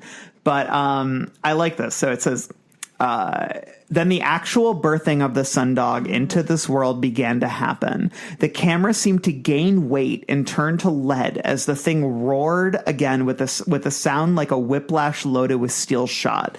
The camera trembled in his hands and he could feel his wet, slippery fingers wanting to uncurl and let go. He held on, his lips pulling back from his teeth in a sick and desperate grin. Sweat ran into one eye, momentarily doubling his vision. He threw his head back, snapping his hair off his forehead and out of his eyebrows, and then nestled his staring eye back into the viewfinder as a great ripping sound like heavy cloth being torn in half by strong, slow hands filled the Emporium Galorium. The shiny surface of the bubble tore open, red smoke like the blast from a tea kettle set in front of red neon billowed out. The thing roared again, an angry homicidal sound. A gigantic jaw filled with croggled teeth burst up through the shriveling membrane of the now collapsing bubble like the jaw of a breaching pilot whale. It ripped and chewed and gnawed at the membrane, which gave way with gummy splattering sounds. The clock struck wildly, crazily. So yeah, that's one that I think could also be cemetery, but I just thought the writing in that was so descriptive, so powerful, and so interesting. So yeah, that was one that I had. I have to say basically when you get to the point where from the backyard scene when they're in the back of Pop's shed area, leading up to basically the finale of Kevin and versus the Sundog, was really well written for me. Like, if I had to think of like word processor in terms of like a section, because these are the things that I love in the sense of when I read King, is it's like to the point. It's very well written. It doesn't go over the top with describing anything. Yeah. And the pace quickens where you're like start to feel anticipation, almost panic in a way, because especially when they're switching back and forth between Kevin dad getting the camera and going back and forth and running and trying to get inside to Pop inside, like first still thinking he's on the cuckoo clock and then suddenly realizing, and like the initial and then the gradual, horror of what happens to Pop Merrill. Yeah. I think, and then it kind of peters off, but like that for me was a general chunk of word processing. Yeah, I love that. That's great. Dan, any other ones that stood out to you? No, I think that those Sundog sections are where the gold lies. For me. And we'll touch on little pooch. I love the pooch. We'll touch on them more in our next section. I have one little last one here, and this is one I loved mainly because it kind of reminded me of Back to the Future with all the clocks. Because I kind of love the way that Emporium Glorium is described as having all these like kind of cuckoo clocks and stuff. And there was one section on 599 of the Signet version where I just really love this little block of text. So there were maybe 4 seconds when all of them really did seem to be striking, bonging, chiming, clanging, and cuckooing at the same time. But 4 seconds was all the synchronicity they could manage. And winding down was not exactly what they did. What they did was sort of give up, like water finally consenting to gurgle its way down a drain, which is almost but not quite completely plugged. And that's all. I just thought that was kind of a fun description. And it just reminds me of the beginning of Back to the Future, which is my favorite movie ever made. I mean, that is a good scene, though, because you definitely feel what that would be like to be Indeed. But you know what I'm feeling like right now is walking around a little thing we like to call the cemetery. What's the bottom of the truth? Well, sometimes that is better. The person you put up there ain't the person that comes back. It may look like that person, but it ain't that person. Because whatever lives in the ground beyond that cemetery ain't human at all. Welcome to the cemetery. The lightning is striking, the clouds are gathering, and we're all shivering in our booties. What... My rain booties. In our booties. Our galoshes. In our galoshes. What would you guys say is a section that really spooked you out while you were reading? What stands out to you? When we say spook, what are we meaning? Because like creepy vibes, or like just kind of like just makes my skin crawl. Both. Whatever scared you is what comes to mind. Dan, what did you have? I think for mine, I mean, you read a little bit of it, but that final section where we actually see the Sundog emerging from the Polaroid, it's freaky because I think when I was going into that, for some reason I was remembering it being just like the dog kind of hopping out of the picture or something. But I like that it's this demonic birthing. And also, too, they talk about the camera starting to melt and fuse into Pop's hands and all like liquid plastic and all that. So that final scene was really creepy for me. And I don't know, I think just talking about the membrane and like the birthing and stuff, it just paints this really vivid picture. I do think it gets undercut a little bit by this really weird epilogue that King puts in there, where I guess it's implied that like the printer or something. I can't remember. Yeah.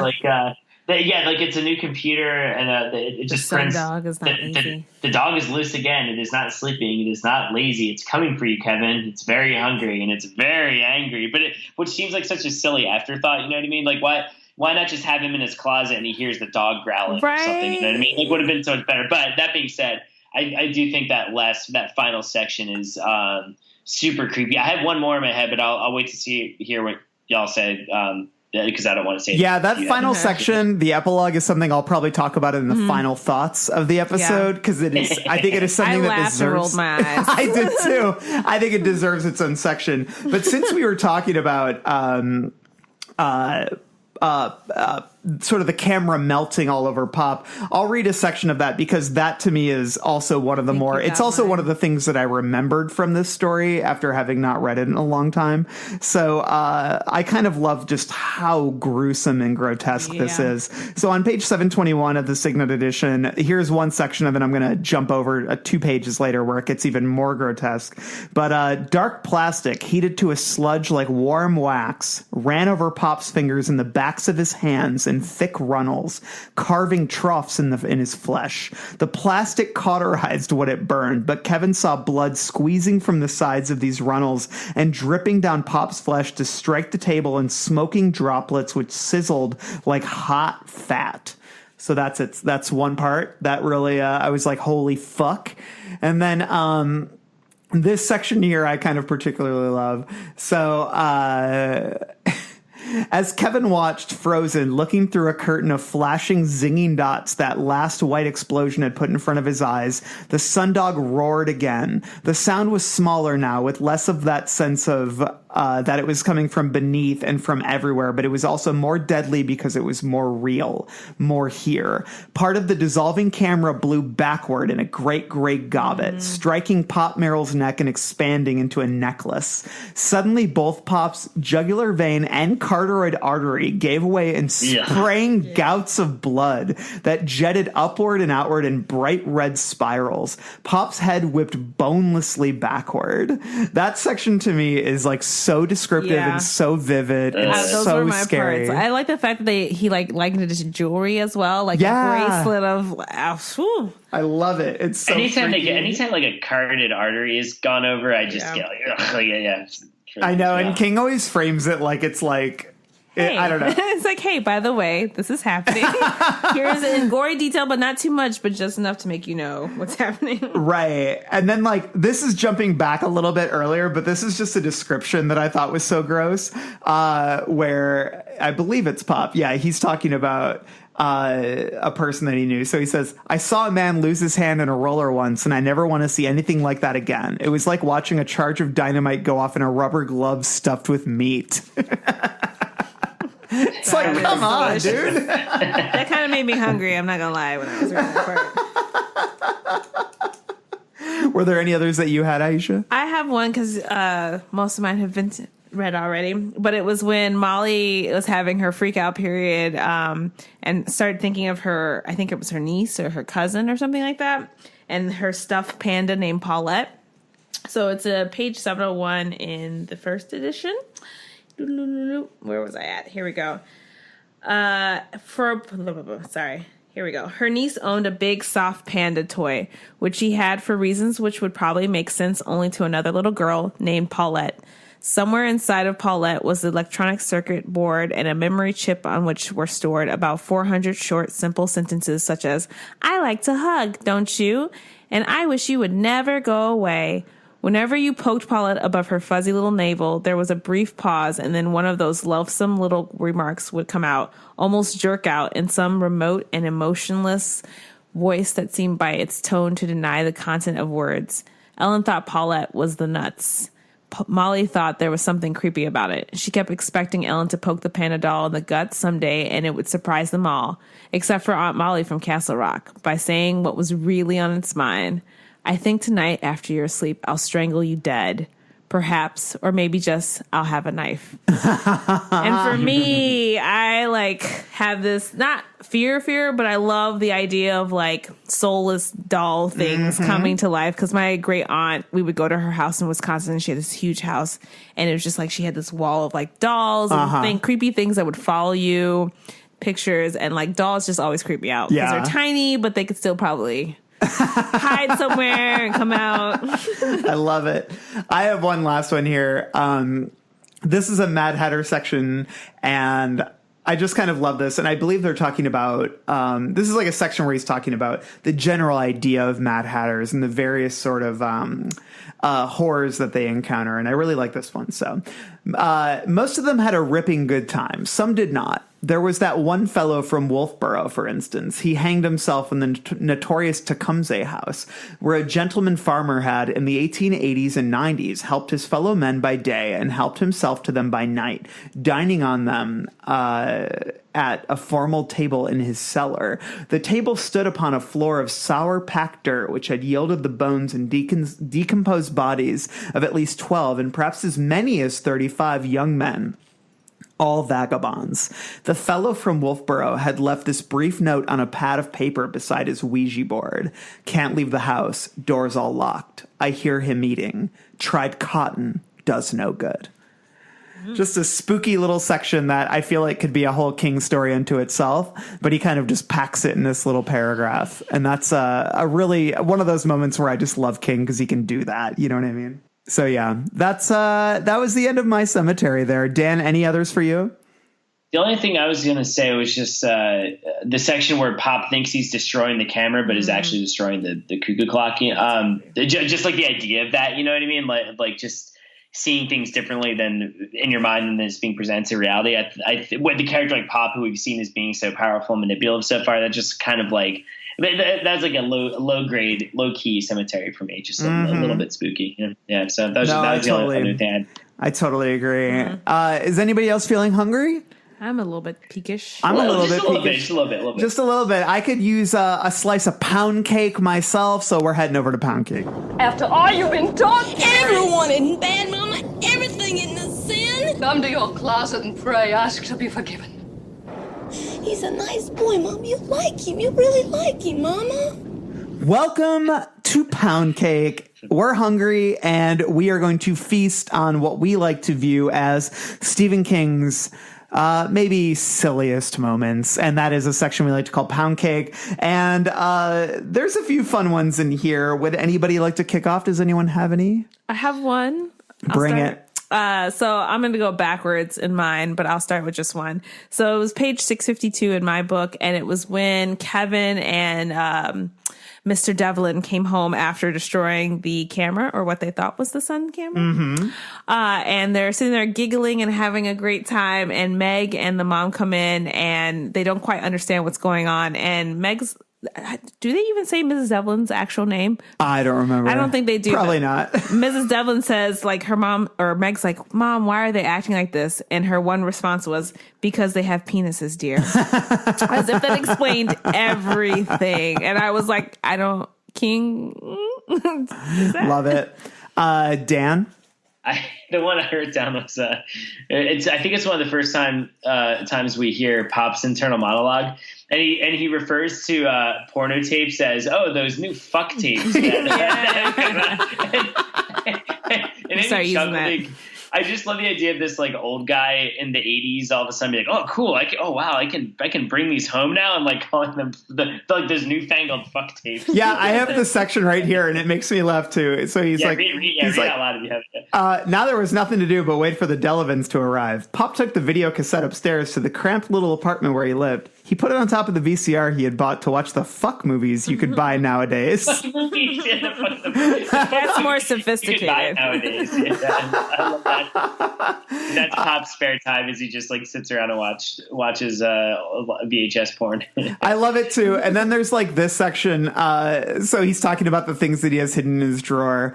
And he says, in this deep drawer were a number of gold Krugerrands, a stamp album in which the least valuable stamp was worth $600 in the latest Scott Stamp catalog, a coin collection worth approximately $19,000, 24 glossy photographs of a bleary-eyed woman having sexual congress with a Shetland pony, and an amount of cash totaling just over $2,000. I feel like he puts like really badly hidden Easter eggs in his thing about sex. It's like, hey, here's a picture of a Shetland pony with a woman, or like when there's a random thing that looks like a dildo on Pop's desk that Kevin notices, and you're just like, so we're just going to glaze over that. Oh yeah, I remember that. They do. Pop just has a dildo standing on his desk like for no reason.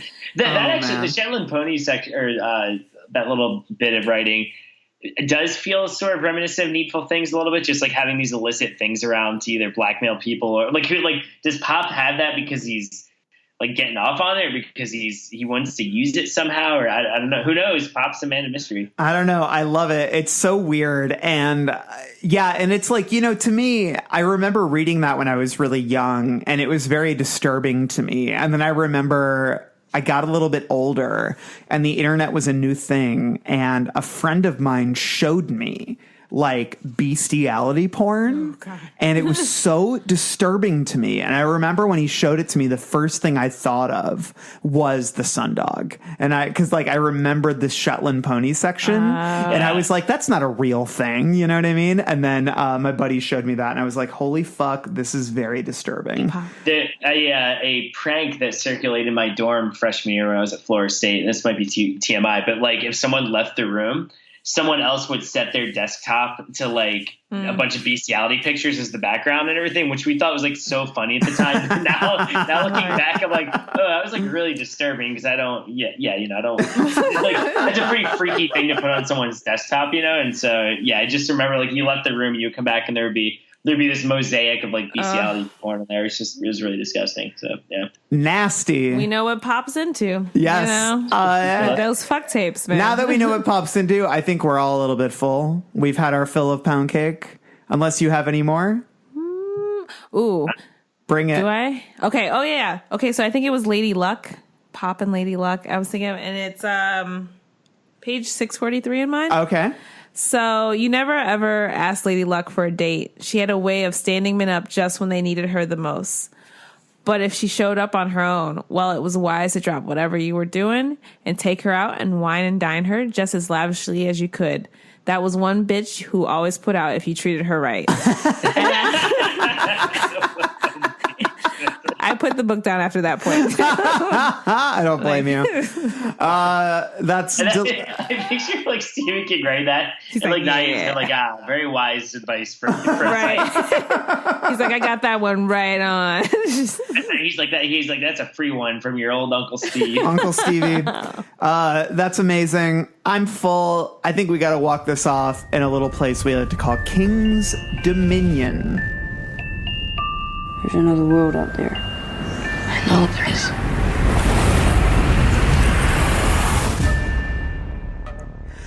Welcome to King's Dominion. This is the section where we talk about connections to other books in the Stephen King universe. And this one's pretty wild because not only is this a Castle Rock book, but we actually reference a town from another book that we have discussed in the pod. We'll get there shortly. I gotta kick things off though, because on page 601, Pop says the phrase, happy automatic crappy.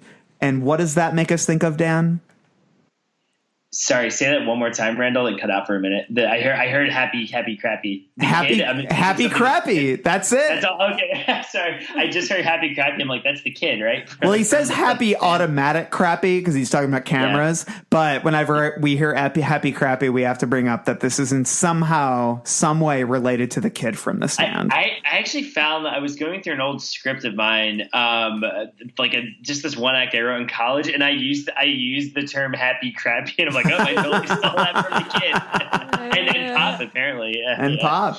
Any other? Aisha, what King's Dominion stood out to you? So, because I never know anything, I did some digging, and I'm only going to read one because I don't want to take anything from either of you. Perfect. But let me find what I had, because it's actually okay. So when he talks about, I don't remember what section exactly, but it was more when Pops is waxing philosophically again about people in town having these stories, these wild, crazy, super paranormal or supernatural experiences, and he mentions the Christine car. Yes. So that was one that I caught. There you go. I'm very happy with myself. They mentioned Cujo in this, but when he's thinking about the dog, or when he's describing the dog, it's actually almost weird that he mentions Cujo in another story about a horrific dog. Like, yes. It almost feels weird that there's not more of a connection there. I don't know.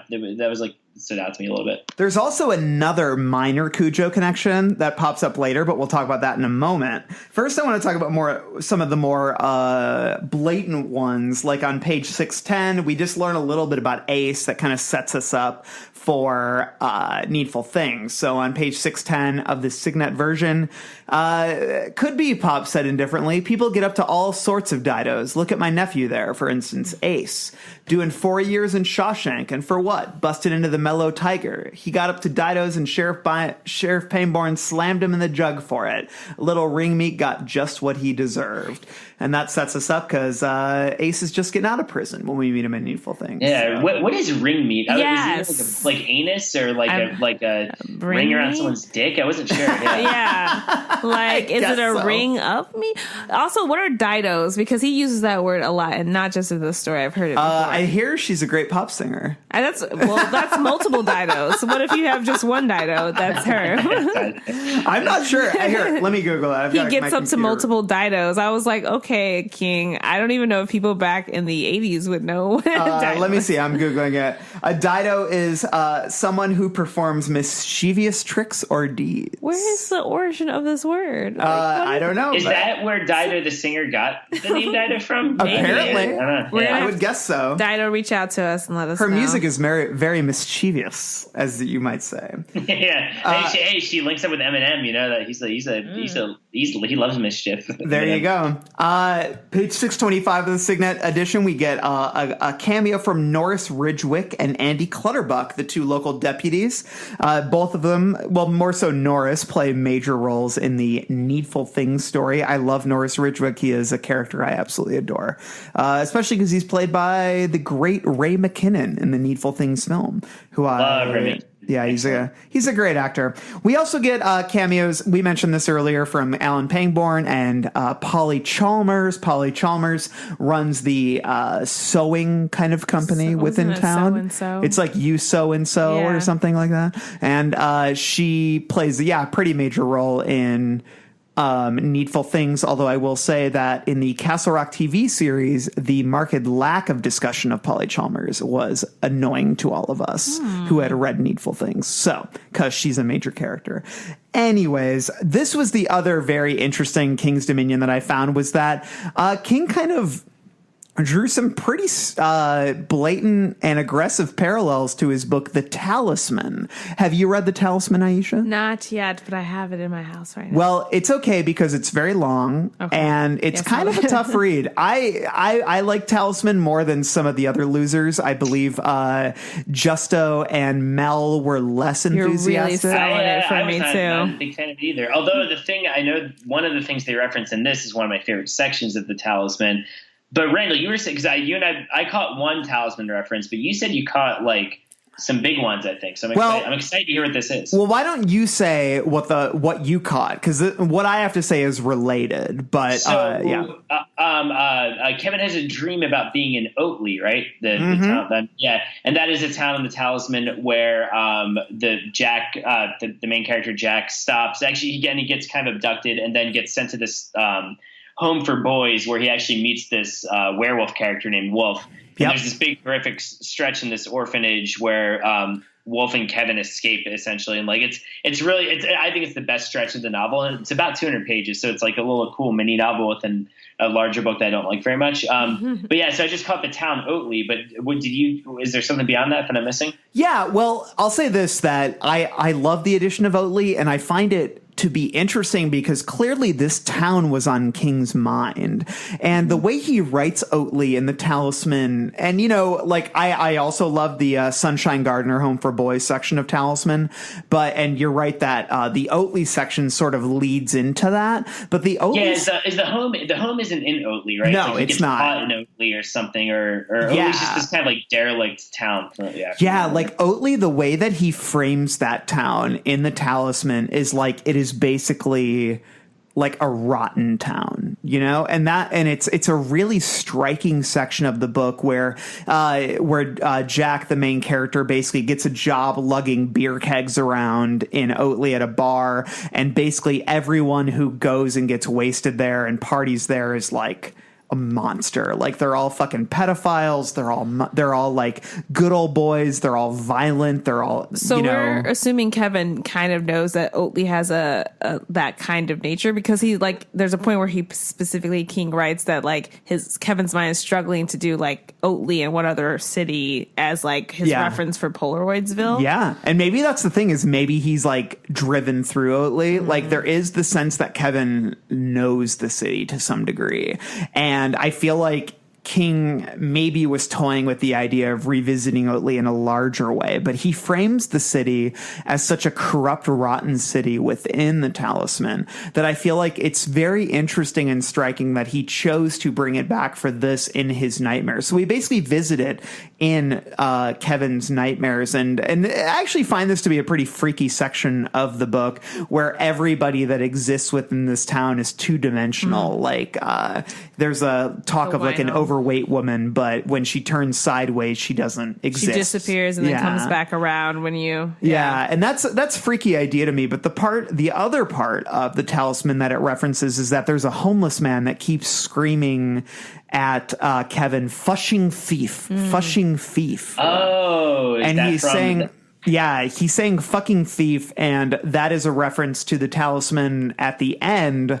There is a spider that kind of haunts Kevin within the final hotel where he finally finds the Talisman, and there is a spider that keeps screaming at him, "Fushing thief, fushing thief." Oh, man. Yeah. Is it a different Kevin or the same Kevin?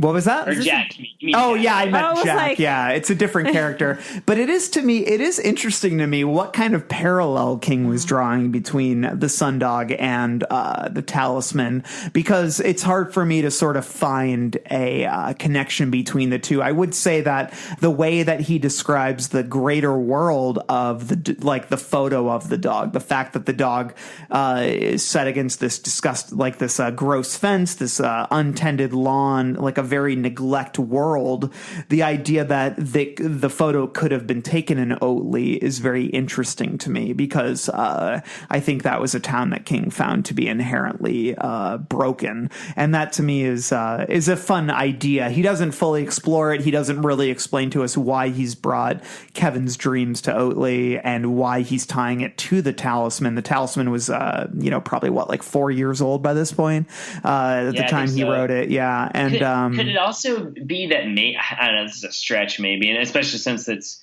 the Sunlight Gardener House for Home for Boys is not in Oatley, but is it implying that is there a connection between the Sundog and like a werewolf or something? I don't know. Like I don't know, because the wolves are mostly, there are evil. I mean, actually, you know what? There are a lot of evil werewolves within the Talisman. There is obviously Wolf, the good wolf, but there are evil werewolves within that world, and the way that he describes the evolution of the dog within the photos, where it evolves from not just a dog but into something more malevolent, could point to the fact that maybe this is one of the evil werewolves. Does the dog actually appear in the other King?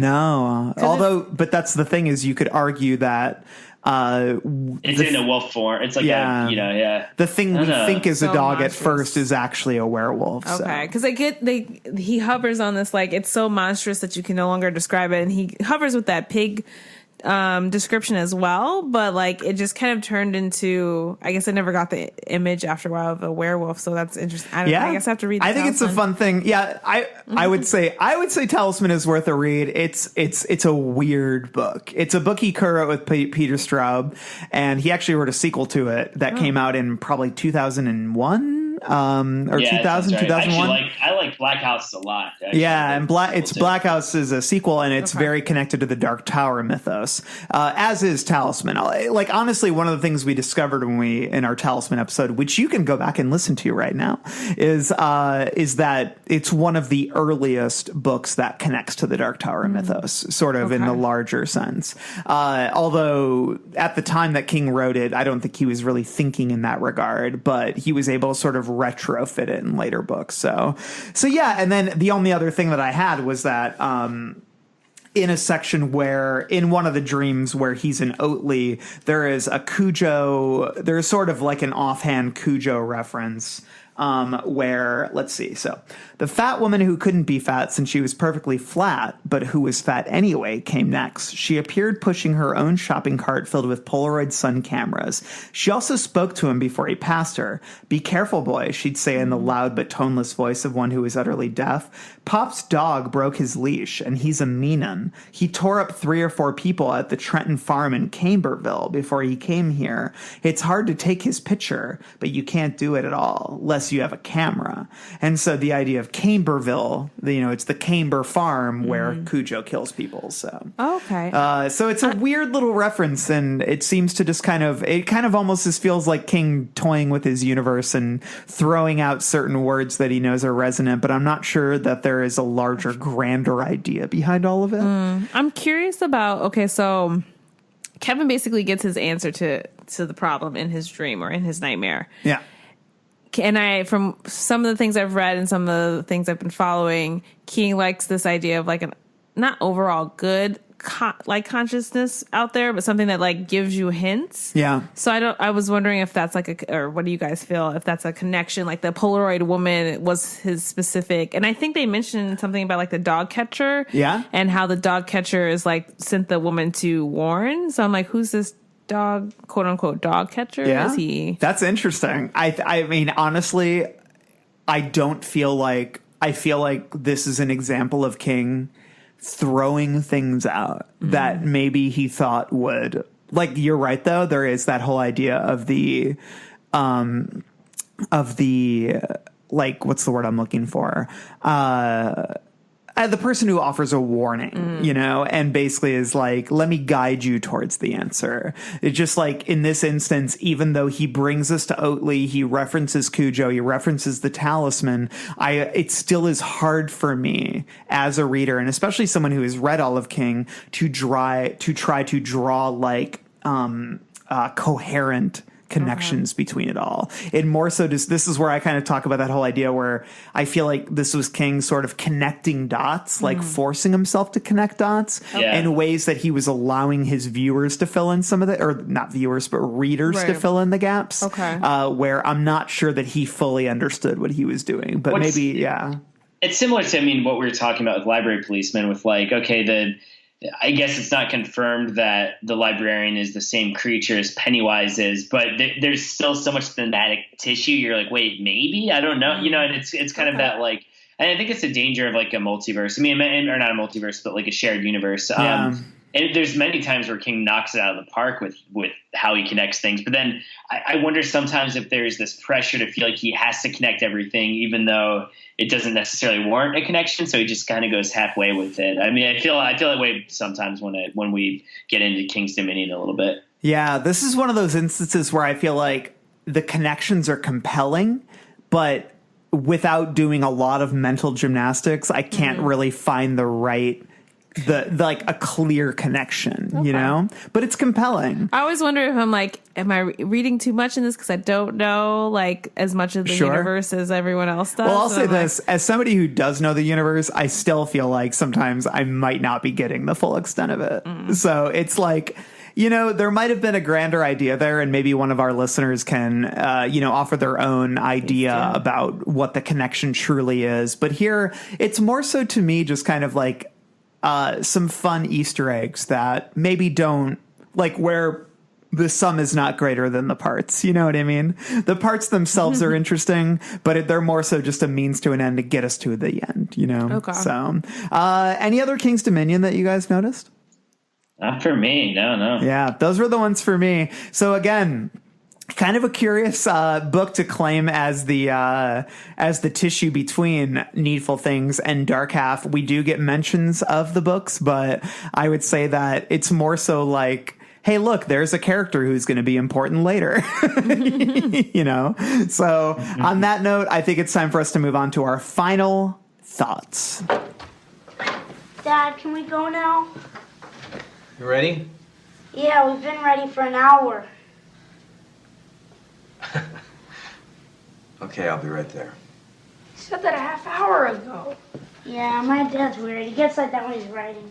So I think this is a good opportunity, not just for us to to rate the Sundog, but maybe, and Aisha, I know you probably haven't had time to read the Langoliers and Secret Window yet, but Dan and I have both read it. So I think this would be a good chance for Dan and I to give our kind of 4 past midnight review.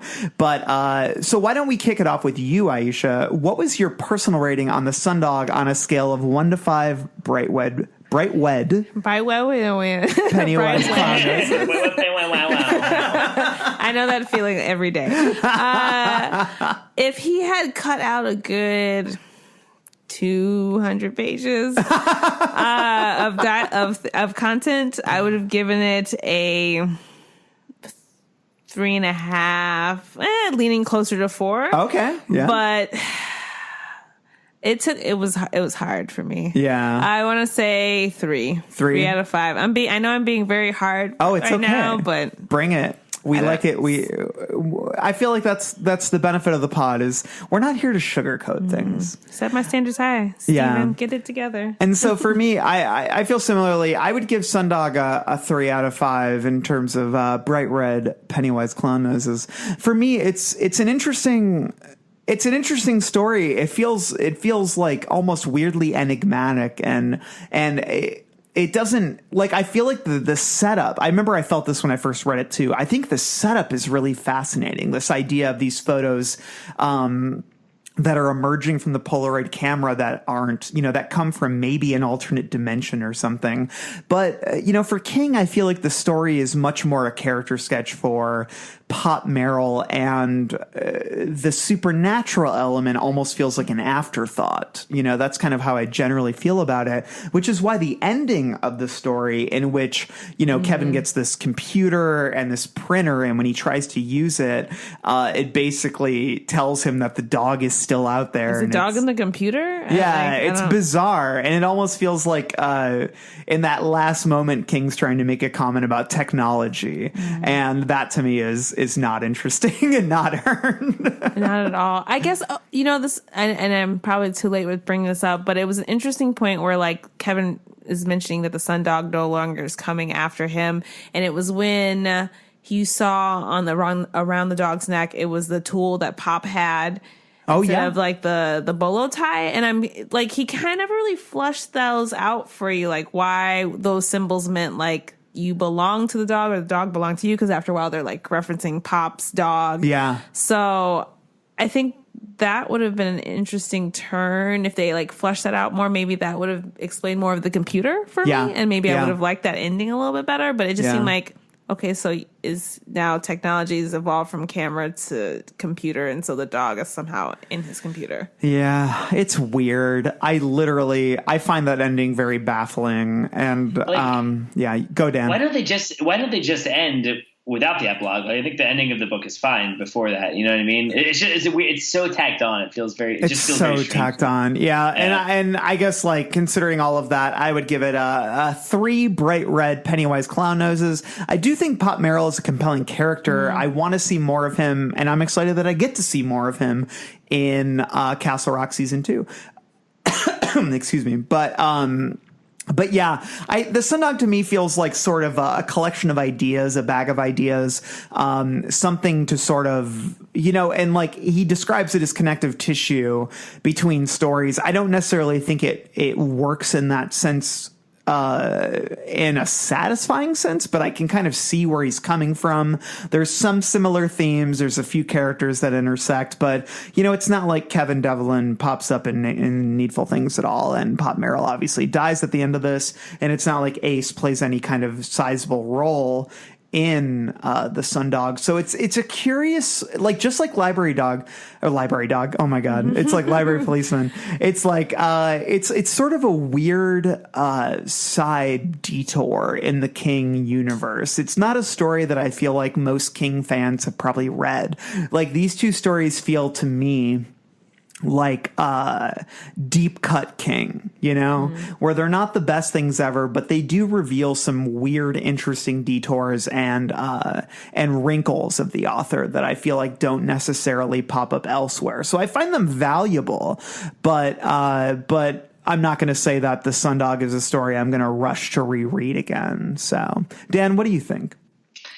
Yeah, I am going to go with 3.5 white wed Pennywise clown. No, I feel it's like on level of the library policeman for me. I actually like the final horrific image of it. Like, just like it's kind of like a weird idea. I like what you said about Deep Cut King. I do think it's too long. I think there's stretches that go on for a while. I think both of them could have been trimmed down into really good 30 to 50 page short stories instead. But they are sequenced well in For Past Midnight, and for me they do make it so the collection gets better as you go along. And I felt like toward the end, King was figuring out a little bit how to write straightforward horror again in a way that he doesn't with the Langoliers and Secret Window. I mean, they're still meandering, don't get me wrong, but they're not meandering in any kind of deal breaker sort of way for me. Like Langoliers, I was like, man, how I cannot finish this thing. Like, it was taking me forever to get through it. Yeah. I didn't feel that way here. Like, I could kind of see what his end game was with both of these. He was just taking a little bit while to get there. I think there's chunks you could take out of these, whereas I'm not sure I could say that with Langoliers and Secret Window. I think those are stories that just kind of don't work. So 3.5 white wed Pennywise clown noses. Are we giving our overall like? Yeah. What is your overall for For Past Midnight? Man, before we get to these last two stories, it would probably be like a 2 for me, just because I'm really not into those first two, and it does get redeemed a little bit. And I did read it in order, so it had a nice slight upward arc. So I would go 3 stars, I think, for For Past Midnight. I'm sorry, stars? I was like, stars. Oh, God, yeah, fall stars. Bright red Pennywise stars. What would it if it was? I'm trying to think. We had to take something from For Past Midnight. What would it be like? Bolo or like? Four black and dusty fuck tapes. Or like licorice ropes. Yeah, same. Although I'd say probably I'd give For Past Midnight as a whole, and I think Jan, you and I are probably the most generous graders on this podcast. I'd probably give it about 3 bright red Pennywise clown noses. Langoliers is to me a fascinating misfire for King, and Secret Window is to me a huge low point. Library Policeman is an audacious kind of one of a kind story within the King canon, and Sundog is to me sort of a weird it's like a detour within the Castle Rock mythology, and so like a B-side or something like it's like a B-side. Maybe he succeeded in the For Past Midnight concept then, because when you think about like late night when you're up and you have your crazy ideas and they're all over the place, which the way you just described each book was like here and there, and so it kind of, if that's what he was going for. Yeah, I don't think you're wrong there. And I think that when I look at his past novella collection, different seasons, those, I'd say at least 3 out of the 4 of them very much feel like fully realized, singular King stories. I'd say Breathing Method is the only one that kind of maybe doesn't feel of a piece. And of course I say that because when different seasons came out, King was known primarily as a horror author, and that whole piece was kind of meant to show that he could flex his talents beyond horror. Here, the whole point was for him to write to show that he was still connected to horror, because people were a little bit put off by Tommyknockers and some of his other more recent releases. And this was supposed to be like kind of like, hey, look, like King can write these really great horror stories. But I would say that in a weird way, I feel like I've always felt when I read these, it feels like his arm is being kind of bent, like that he's kind of he's being forced into writing these stories, and there is a lack of inspiration to them. That doesn't mean they're bad. It just doesn't mean that they fully assert themselves as classics within the King canon. And so, yeah, I think that I find it a curious collection. I find it an interesting collection, and I think it's necessary for people who want to be King completists or King purists. But at the same time, this is definitely one of the more skippable, I'd say, bits of output of King, especially at this time, because we're about to enter a very interesting period with King. We're about to go into Needful Things, which to me is top tier King, but then we're going to move into a lot of curious novels that I think are more cult King. I mean, when we talk about Rose Madder, when we talk about Dolores Claiborne, Gerald's Game, those kind of stories, they're of a piece together, but they are very, very different than what King was doing previously. So that's going to be an interesting place for the pod to go. But I think in advance of that, we're doing the Wastelands. Am I correct, Dan?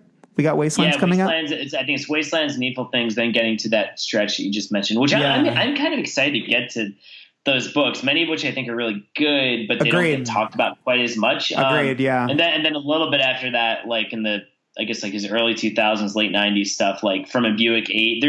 There's some really curious novels that I actually think don't get enough credit that I'm really stoked to. And also, it's like when we did The Shining and we did It, I love those episodes. I think we had some great conversations. But it's always tough with those because you feel all this pressure of like, well, what do I say that hasn't been said already? Everyone knows what books are. So I really like it when we get to these kind of, these more off the beaten path ones. So yeah, and it's like let's have the discussions that people haven't had before, because I feel like a lot of these have not had those discussions. And so this was fun. And I feel like we've had that kind of opportunity with Library Policeman and Sundog, which aren't fully discussed King properties themselves. So we're in kind of an interesting place with King these days. And so this was Sundog. Stick around. We'll be back soon next week with a new episode. And I would say start reading The Wastelands if you haven't already. It's a long book, so I hope you've started it. But that is going to be our next book that we're going to discuss, the third Dark Tower book. It's one of my favorite Dark Tower books. I'm a huge Wastelands fan. Very much looking forward to that episode. And so Aisha, thank you so much. Yeah. This was a blast. Dan, thank you so much. This was so fun. And if you haven't yet, please follow us on social media, Facebook, Instagram, Twitter. We got fresh content on all of them. Leave us a review if you haven't yet. We like those reviews. We're still at 4.5 because people don't like that we talk about the money boss ton sometimes.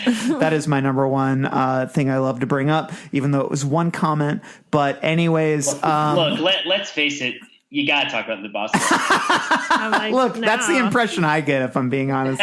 So the Rascal King is here to say long days and pleasant nights. Thank you guys so much. We'll see you next week. I got some hot friends. God, I got some hot friends. I got some hot friends. God, I got some hot friends. But you know you want somebody to treat you good.